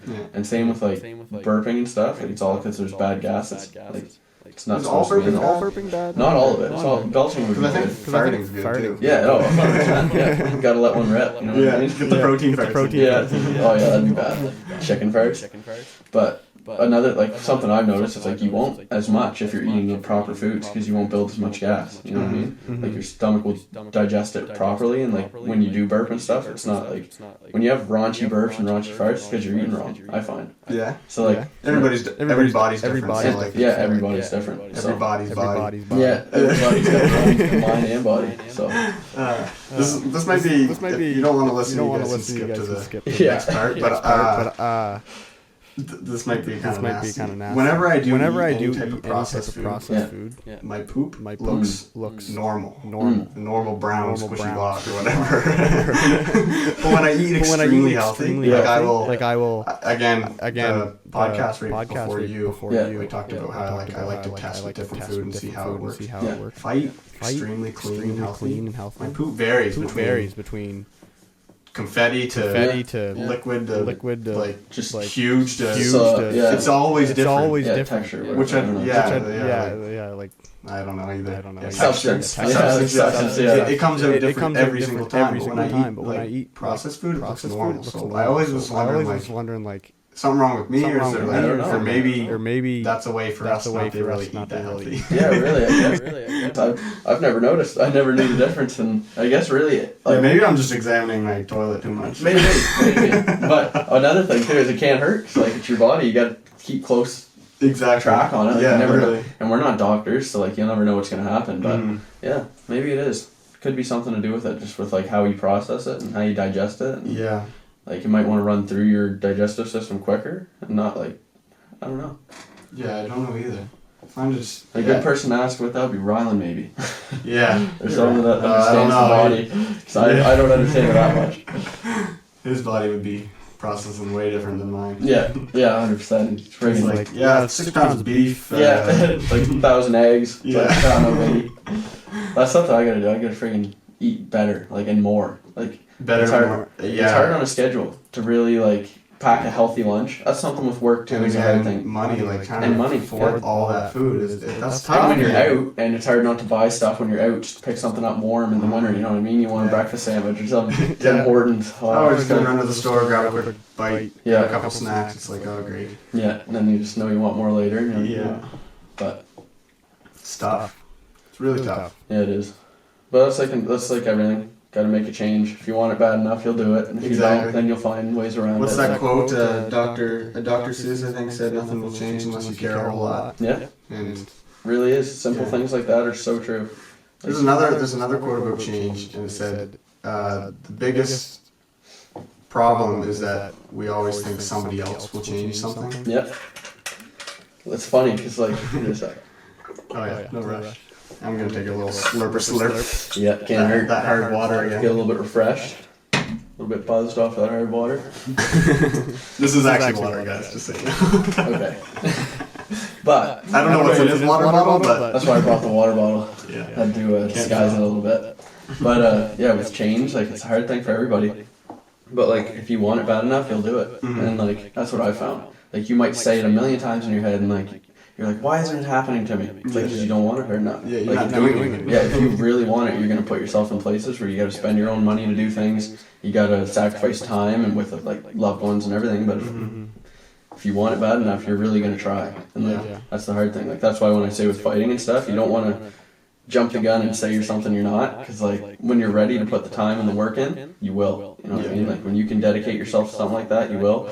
But like, it's hard to do that change from an everyday 9 to 5 living, just making enough money that you're okay, you know what I mean? To really make a change and try something that has a lot of repercussions. Like, no for sure, no guarantee. Like, same with this. That's why I was like, had a lot of respect for you starting this. Thank you. Because like, it's something that, you know what I mean? Like, you're not guaranteed a pay rate. You're not guaranteed all this stuff. But if you work hard enough towards it, like, it'll grow. Exactly. Like, people will be interested in it. It'll show that you're intrigued in your own work, that people will like appreciate that. So like, yeah, it all has its own part. It does inspire others.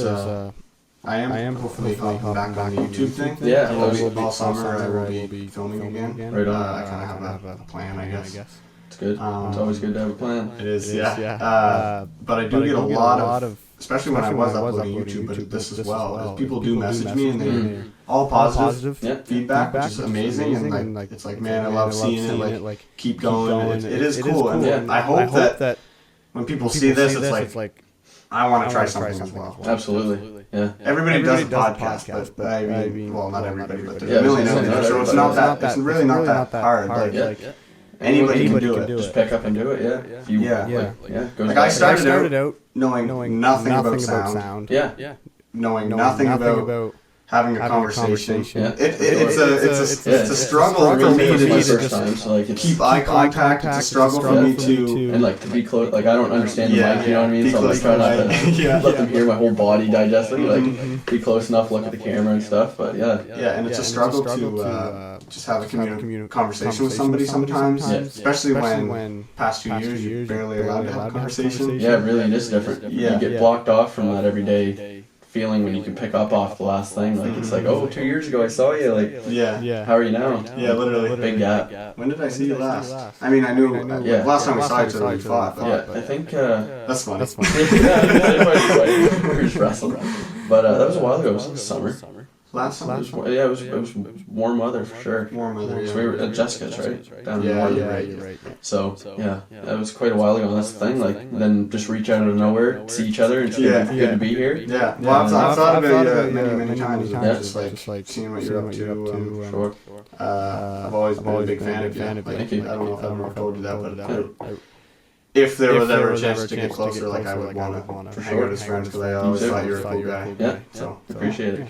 That's like, and that's the thing. That's what's really good about this too is like you're meeting new people, and like I was really surprised with some of the people that were on here, like business owners and like people around Sussex. Like you're reaching out to people that you never would have imagined you'd talk to. You know what I mean? So it's really good to get insight on like all these different things, all different ages, and like. Yeah, so you can learn a lot from it. It's one of my. You just learn. I know, literally, I'm just learning about everyone. Yeah, it would be. I like to learn about the person as well as whatever knowledge they know. Yeah, because I would know things that you don't, and you would know things that I don't. Absolutely, and it goes both ways. You can bounce off each other, and talking to people is probably the best way to learn anything. Really, absolutely. And trying things. So like. Maybe I do end up trying to put a foundation down, and you help me out. Like that'd be amazing. Can't hurt. Yeah, failure's failure. You gotta learn from it. So that's what I mean. I'm not gonna land like this. The whole floor is on angle. Yeah. Well, you're fired. Yeah. It's all right. It's amazing. I love it. I love it. Yeah. Again, I just want to show people that it's fun. It's fun to try things. It's not as scary as people think it is. Yeah, like I was actually pretty terrified to do this. Obviously, my first podcast or my third podcast or rough, not like not an three, but my first three are going to be way more rough than my 25th episode. Absolutely, and pick up so many different things. Like I'm learning something every episode. I come up with a problem, and either after or during our conversation or before. Like there's something I gotta figure out, and you have to rewatch everything too. So like you can really. Most people don't realize like I gotta rewatch this episode like 6 times between like when we're done recording and like the final, because I got to go through the whole YouTube video, all the audio, pick through it. Yeah. You might say something that I don't like, or not that I don't like, but like, you can't put in. Yeah. You just got to be. I understand that. Yeah. Like if you had like feelings for me, like your girlfriend couldn't know, so I'd have to like cut it out. Gotta keep me safe. You know what I mean? Sorry, Maya. Yeah. It is what it is. But yeah, for sure. That's and that's what was cool too. Is like you could just come on here and learn anything. Like random people. And for anybody listening or watching and listening on YouTube, when we do say names of whatever we're talking about, or like, what's that thing? The floor scrubber looking thing, but for concrete? Yeah, the power tamp. Power damp? Yeah. Damp? Power tamp. Tamp. Yeah. Okay. Like, I don't exactly know what that looks like. Like, I know what it looks like in my head a little bit, but for people on YouTube, like, there's already been a picture on the YouTube video where people kind of have a visual of like, oh, that's what that is. Yeah. Now, if I ever do build a house or I see somebody building a house, like I just know what that is. Yeah, exactly. It's good. It's useless knowledge that always comes around. Exactly. Yeah. Can't hurt to know things. Exactly. You know what I mean? That's what's nice. It's like, oh, your water bottle's made out of titanium metal or whatever metal. Can't hurt to know. Yeah. Any information is never useless. Like it might be useless, I guess, in that situation, but it can't hurt to know things. Yeah. To learn tidbits and little like facts and all these little things, like it's never gonna hurt you. So like, why wouldn't you want to learn it all? It's nice. Like about people too. Like people would say, oh, but I have nothing in common with him. Like, why would I want to learn that? It's like, cause why not?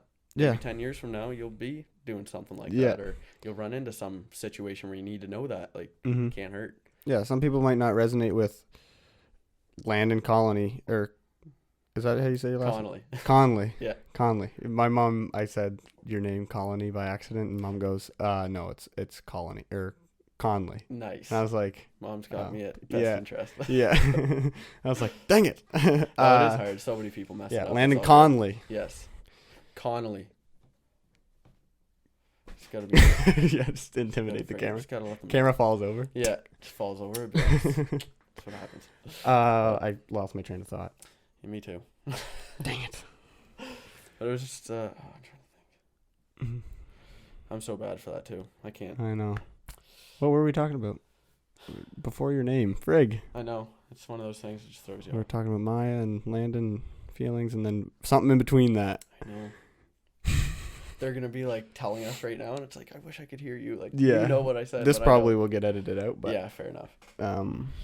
I'm actually just going to edit out everything. Yeah, no, we're just going to scrap it. It's just going to be 1 words per person. Just like the other video we did, remember? A long time ago. Yeah. Just piece it all together. Just add them together. Man, that line was funny. Did you like it? Yes. Yours might have been my yours was the first staged clip in the video. Yeah. With the friggin' bologna. Big stick of meat. So like first day I friggin' was gonna record with you. I've never been on camera, and he's like doesn't tell me what I had to do. So we go, and then I pull out. And I'm like, yeah, what's my line? And he pulls out this giant stick of meat, like the size of my water bottle. And I was like, what am I gonna do with that? And yeah, we made it work. Yeah, it's terrible, but it was terrible. It was terribly awesome. It's funny. Loved it. No, it was funny. We'll film another video at some point. Yeah, Maya could get back in the car. She's like, what did you do with that? I was like, don't worry about it. You'll find it later. You'll see the video. Yeah. I was like, I don't remember what I did with that. The meat? I think John took it home. I think so. I think he was like, I want to eat that. Yeah. I was like, okay. It was probably like $13. Can't waste that. It was expensive, actually. Yeah, expensive.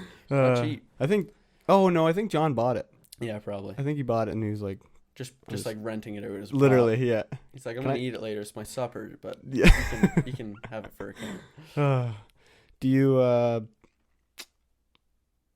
like the outdoors? Do you do anything outdoors other than? Cause didn't you have a skate park or snow park set up? We had a dirt bike track. At my house, snow park. Yeah, actually, we had just did it myself, made a bunch of jumps, but before I hurt my knee, I tore my meniscus. But I used to love snowboarding. Like it's all I did. Like it was wicked. I just loved doing jumps and stuff and trying to learn new tricks just by myself. But I made like a few jumps at my girlfriend's grandfather's field, and that was where I learned how to backflip, and it was pretty sweet. Nice. But then I tried it again this year, and a little rusty. Connor Smith, he'll know the story to that one. But yeah, I folded like an accordion.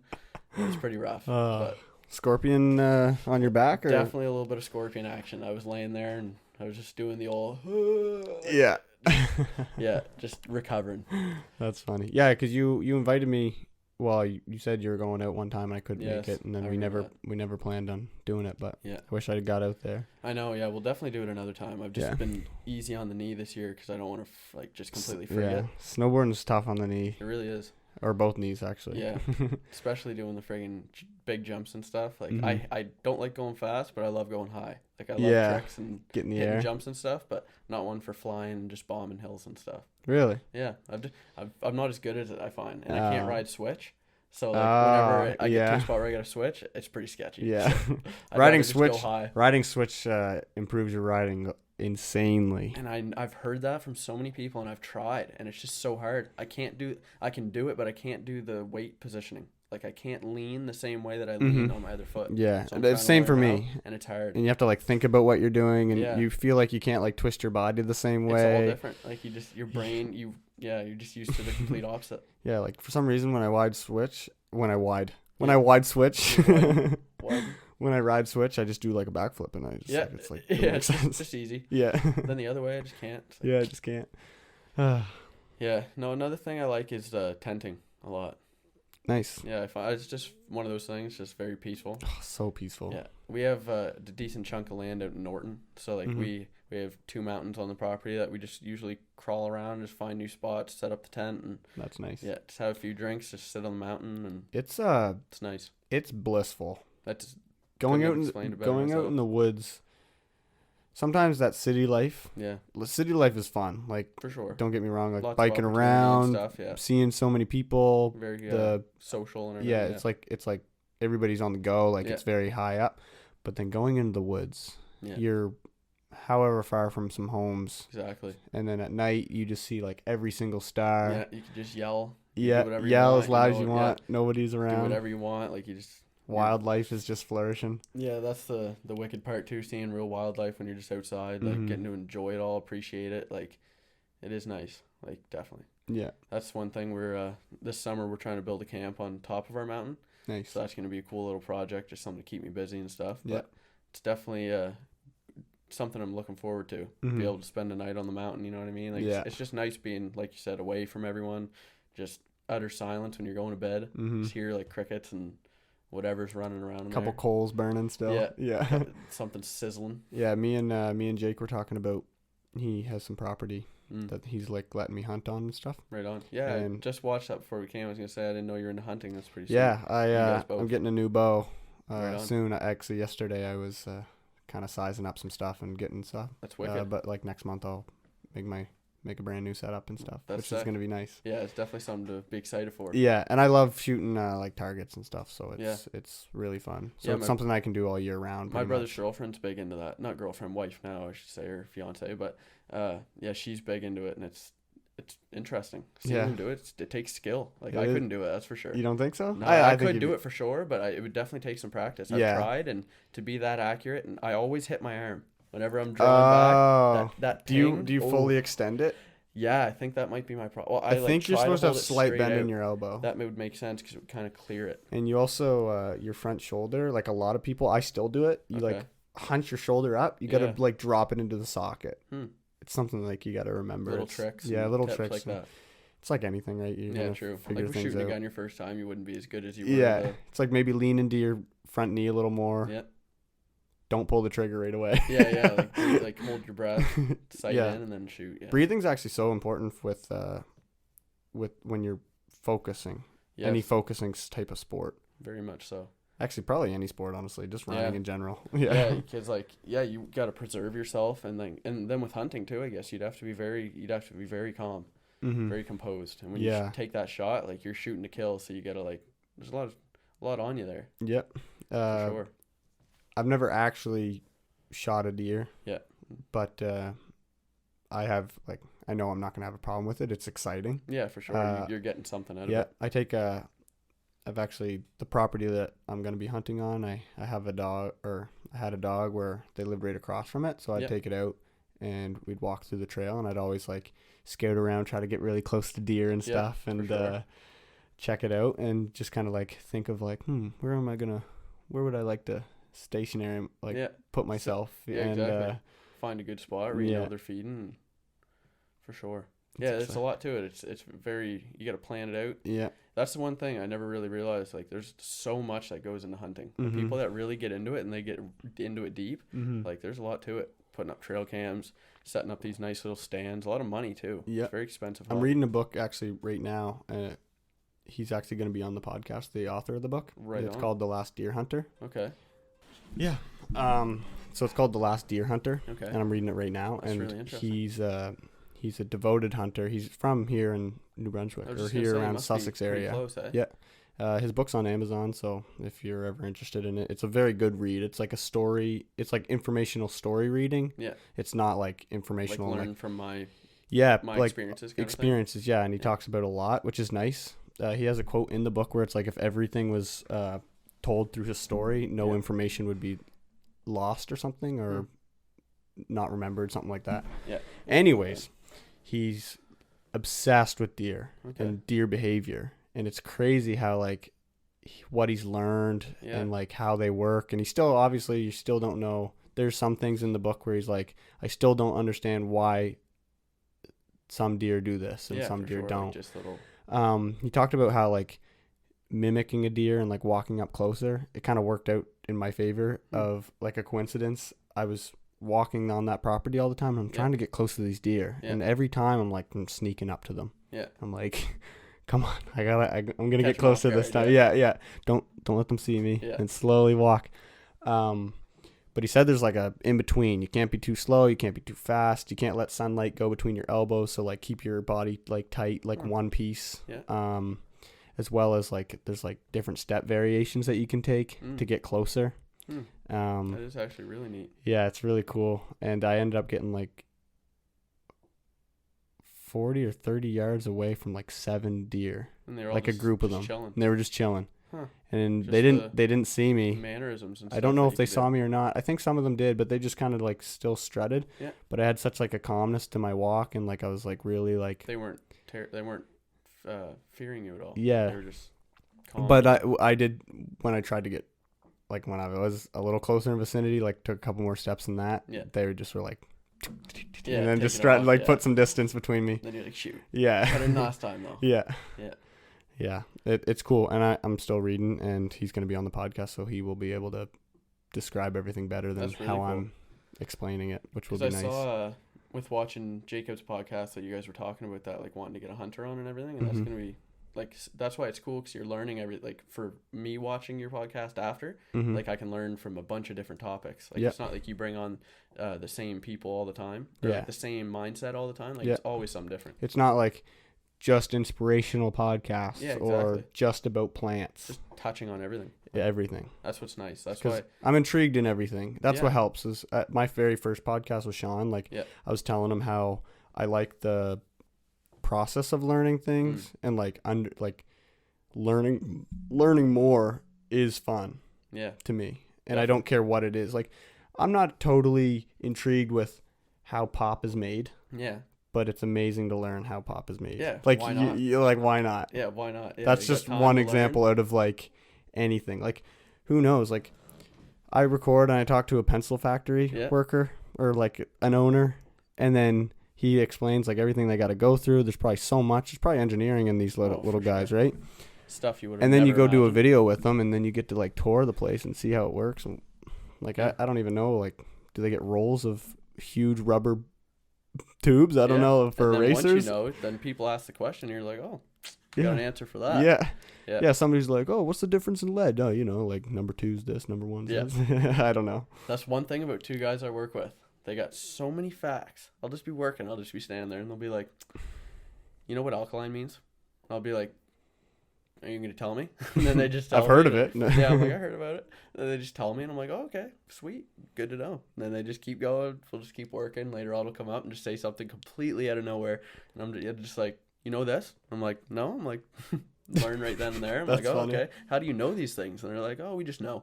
It's common sense. I'm like, it's common sense. I'm like, okay. Yeah, sometimes you just read facts though, and they just stick with you. Yeah. Oh yeah, for sure. Definitely. A lot of people have that in their brain too. Like they can retain those information that they learn right away. Yeah. Sometimes some people it takes long to. Sometimes I find it's just like how aware you are, speaking. Yeah. Like sometimes, or not speaking, like listening and trying to like, and your brain being aware of what you're, because sometimes I'm like, somebody's sent me a bunch of videos to watch, and I'm going to have them on the podcast. Yeah.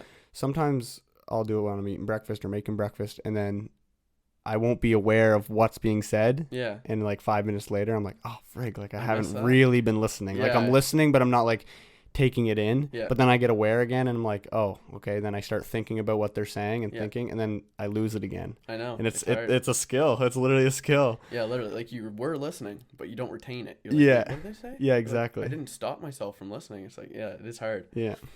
It's a skill. Yeah, it is. That's where this podcast coming in. Yeah, really. Yeah, it would be hard because for sitting in front of someone for 2 hours, like you got a lot to listen to, and if you want to pick it up later on in the conversation, like you got to remember what they said. So it would be hard. A lot of different topics being thrown around, like so many different ideas, like definitely takes you off the same topic. Yeah, can't stay one-minded. Exactly. Focused.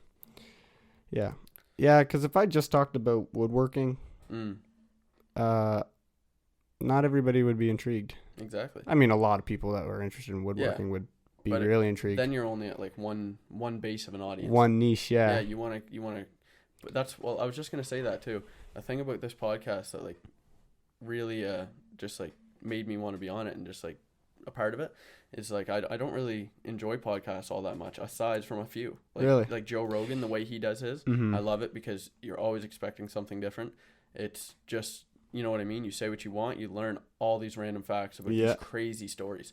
And that's why this kind of resembled to me. I was like, it's all different. I was like, I went and watched Ryland's. Then you go see one about like a business owner, and like you learn about that. Completely different conversation, you know what I mean? And then you're not opposed to bringing out like me talking about UFC and my work, and then bring someone on, and you know what I mean? Like it's really interesting. It's not just based off one topic. It's not just a podcast about something. It's just a podcast. Like, a conversation. I did take inspiration from Joe Rogan. Like a lot of people may think that I'm trying to copy, which I guess in a sense, like I'm taking a piece of his, I'm making it long form, which not too many people do. No, it's very relaxed. I'm hitting every topic. It's the same as Joe. Yeah, for sure. Actually, that's what drawed me here. Nice. The only difference is, I guess, he obviously, like, I'm comparing myself to the biggest podcaster in the world, to somebody that doesn't even have a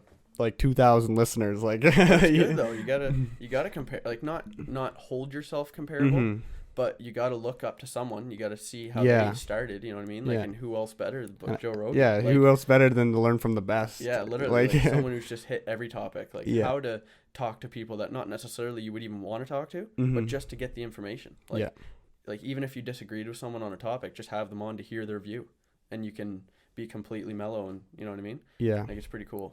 I think I said in my first podcast, but why I'm doing this is building connection is a big thing. Yeah, knowledge is another big thing.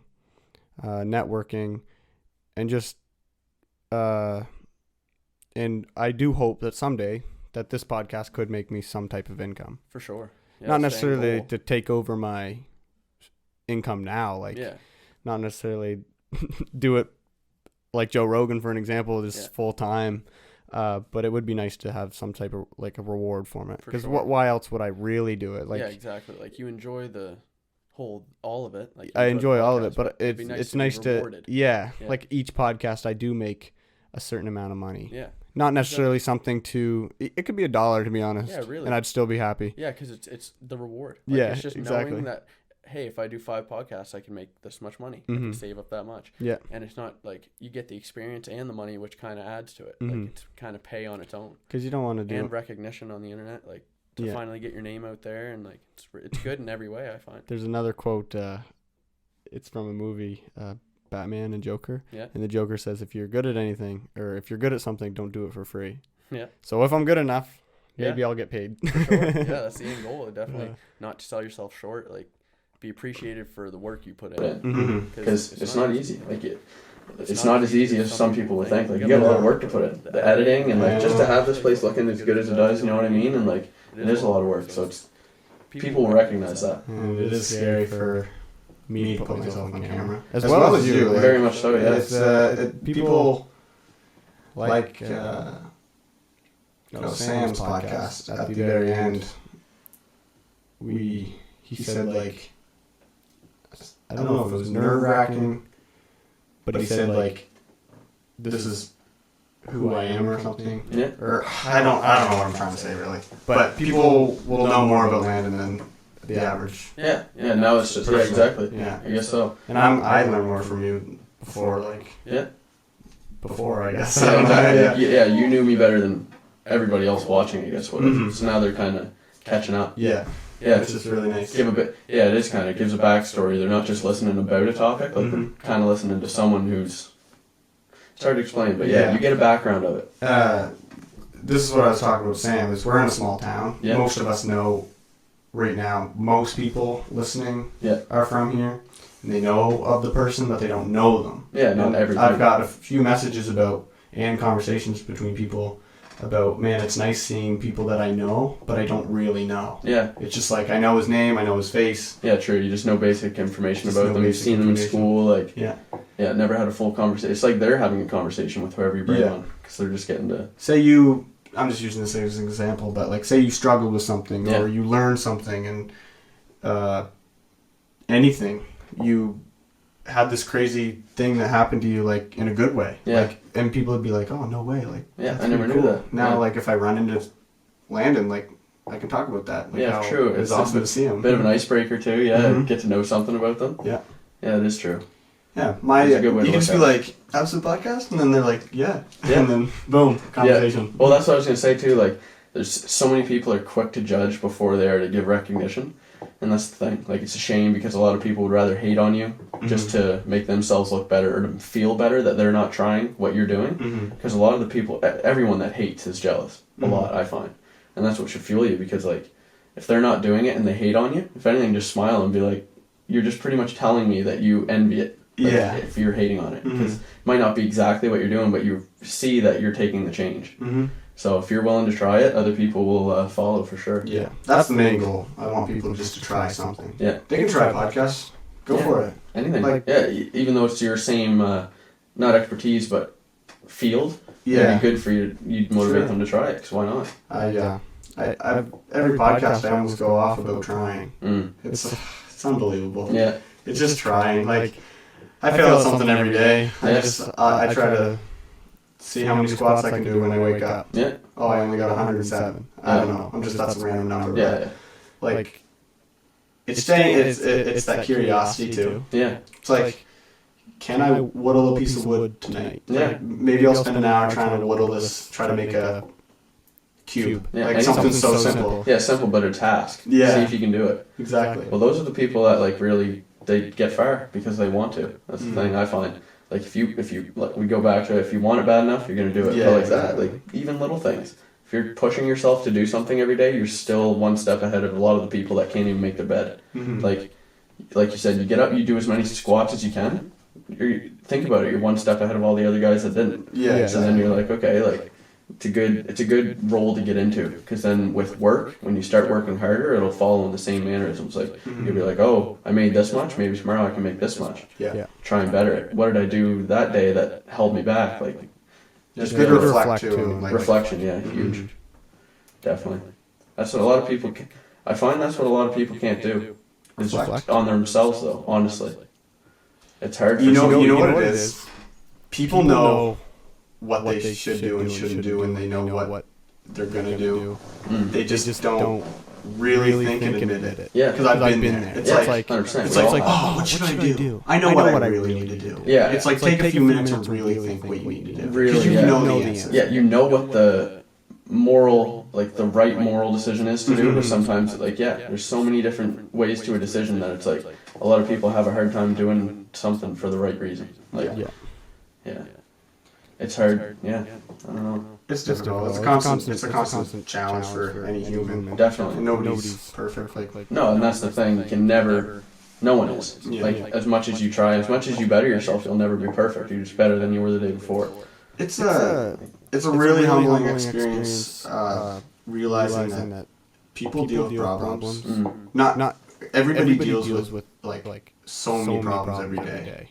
Some deal with harder and more problems than others in different aspects.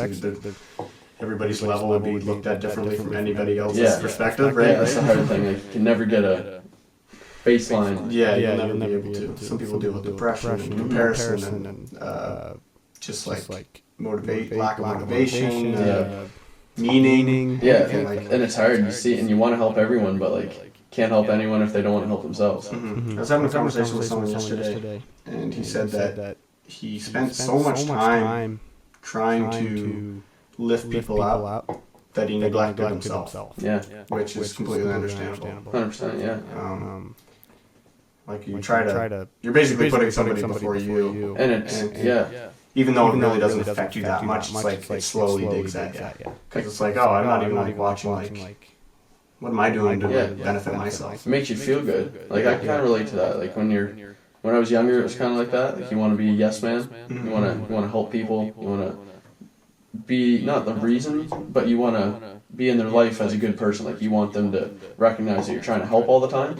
But when you're doing that, then you do neglect yourself. Like you're more, you know more about helping someone else than you would about yourself. Yeah. So then it's when you got to step back and you're like, okay, like focus on me. You know what I mean?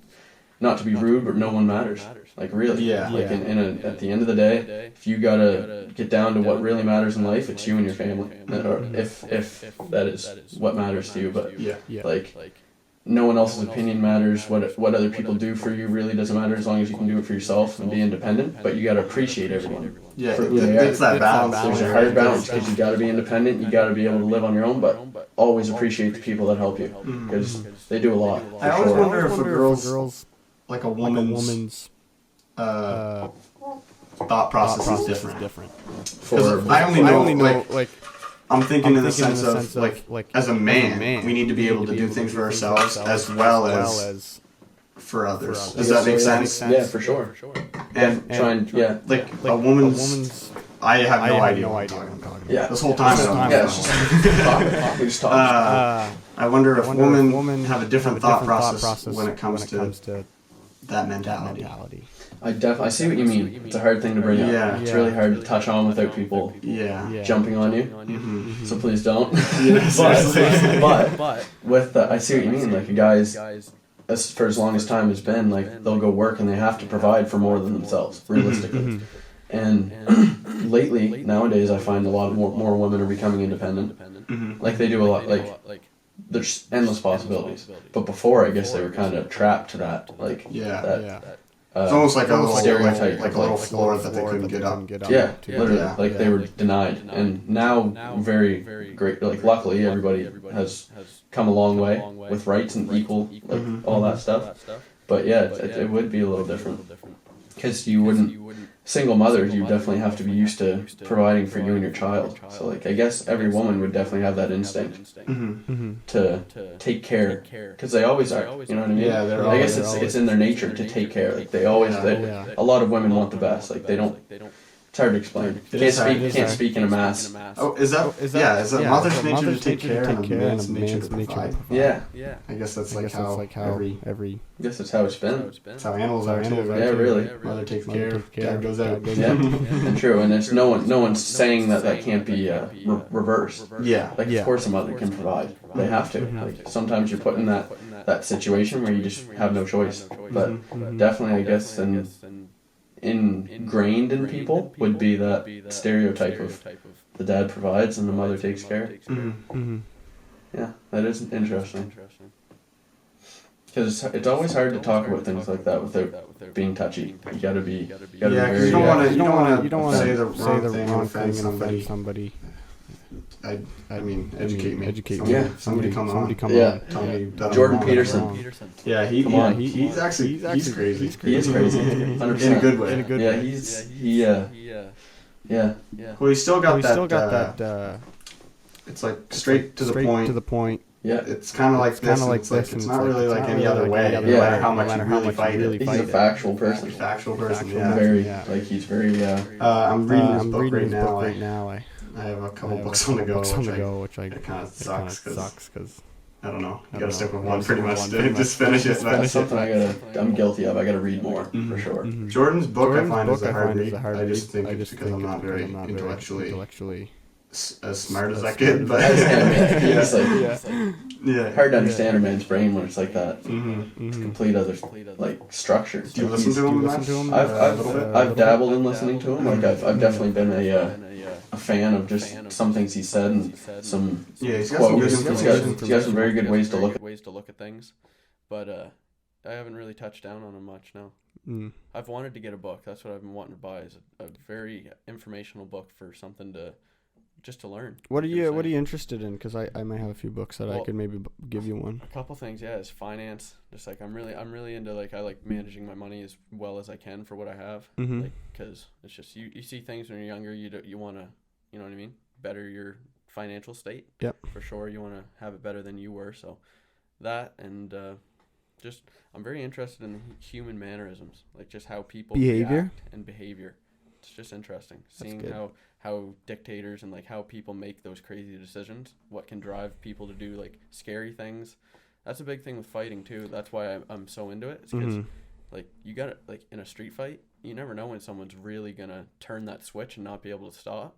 And then you could kind of see little tidbits before the fight that you could know this guy's dangerous. You know what I mean? This guy isn't stable, or this guy is harmless. Like, why would I even fight this guy? We can talk it out. You know what I mean? So there's a lot of ways. Oh yeah, always read the situation. Always choose run and always communicate or something before you. For sure, always communicate. Throw. Yeah, that's one thing I've always tried to say too. It's like a lot of people the people that can't fight are always the ones that want to fight. I know. Most. But the people that can fight realize that it's your last mean of self-defense, kind of. Yeah. You can hurt a person really bad with your words, and that's why they'll want to fight you. But if you can be better with your words to calm them down and just tell them to frig off, like, definitely save yourself some heartache. Yeah. Some face ache. Some face ache. Yeah. Definitely. Next day, you're just in bed with an ice pack on your face. Yeah, you're like, I could have talked that out. Yeah. Like, why didn't I just say sorry? I used my mouth for the wrong things. Yeah. Mouthing off. Dangerous too. Yeah. It's scary. It's I was watching a movie, John Wick. Oh yeah. You ever see it? Oh yeah. And all those fights, and it's like, that's not real. Yeah. You see it and you're like, why isn't it that easy? Like, I wish I could just throw a spinning round kick and knock someone out first try. It's like, yeah. And then have two people hanging on my back, and no problem. Just Just beat up one guy while the other two are on you. And then, No, that'd be very easy, but it's not. I wonder if there's any places that you can like train like that, like really compact or like combat training, like for being jumped and stuff like that. Well, I know there's like I know there's like self-defense things. Yeah. But just like, is there like CIA people that are like lethal humans that could like mess up like 3 adults or something, just like pretty good. Like that's something that's really cool too. It's just to be able to fight so that you're untouchable. Like you go on an airplane, yeah. More than likely it's like you and maybe one other person could like kick everybody. The rest, yeah. Walk in there and be like, oh yeah, size them all up. Yeah. Easy work. Literally. Like Ronnie Coleman, light work. Yeah. Lightweight baby. Lightweight baby. He's a G. Yeah, he's awesome. He's struggling, I think, with his body. Is he? Yeah, he's kind of flappy and he's got like the canes and stuff going on. Yeah, he's sagging. Arnold Schwarzenegger, you see him too, and it's like he's one that keeps up with it though. Like he works out every day. He's on it. But he was before the era of like super unhealthy. Yeah. Like where you just like blew up and you're the size of this room. Yeah. Yeah, to where you could just like modify your genetics. Like it's literally sketchy. You turn into a different human. Yeah. Because it used to be like the biggest, but now it's coming back down to more aesthetics. Yeah, and that's what it kind of should be. Yeah, because you don't want to destroy your body. Yeah, like when you, think about it. If you're meant to be the frame of like a guy my size, like 150 pounds, you know what I mean, and you blow yourself up to be like 200, it's like you're never gonna be 150 normally again. Yeah, like, you'll be like pretty deflated and stretched out. Your muscles, stretch marks, like everything. It's just. Which isn't bad, but no. But I'm just saying, like it's hard to find a medium where you can be healthy all the time when doing that. I agree. Yeah, we might come to an end here if you're fine. Yeah, that's what I'm thinking too. We're just kind of rambling on at this point, exactly, just chatting away. Yeah, I'm so happy that you came on. Like again, I've always wanted to make time to grab a meal or do something at some point. I've always thought about it, I'm a little bit of a hypocrite because a couple podcasts ago I did say about hitting people up and just telling them, hey, let's just go chat, but I never did. So yeah, it is hard. You can't act on everything you say right away, but I know. You'll get to it. I'll get there. Yeah, I've done it. I've done it. Okay. Yeah. If you're looking at the camera right now, I've done it. I believe him. He did it. So like I'll vouch for him. Yeah. But he's got my back. Exactly. I really appreciate having you on. And I appreciate being here. It was wicked. As soon as I saw you come out with it, I was like secretly hoping to come on. So that's nice. Some people are timid of coming on. Yeah. Like people, I have some people on my list. I didn't even have you on my list. Did you message me? To come on? I thought you messaged me the other day.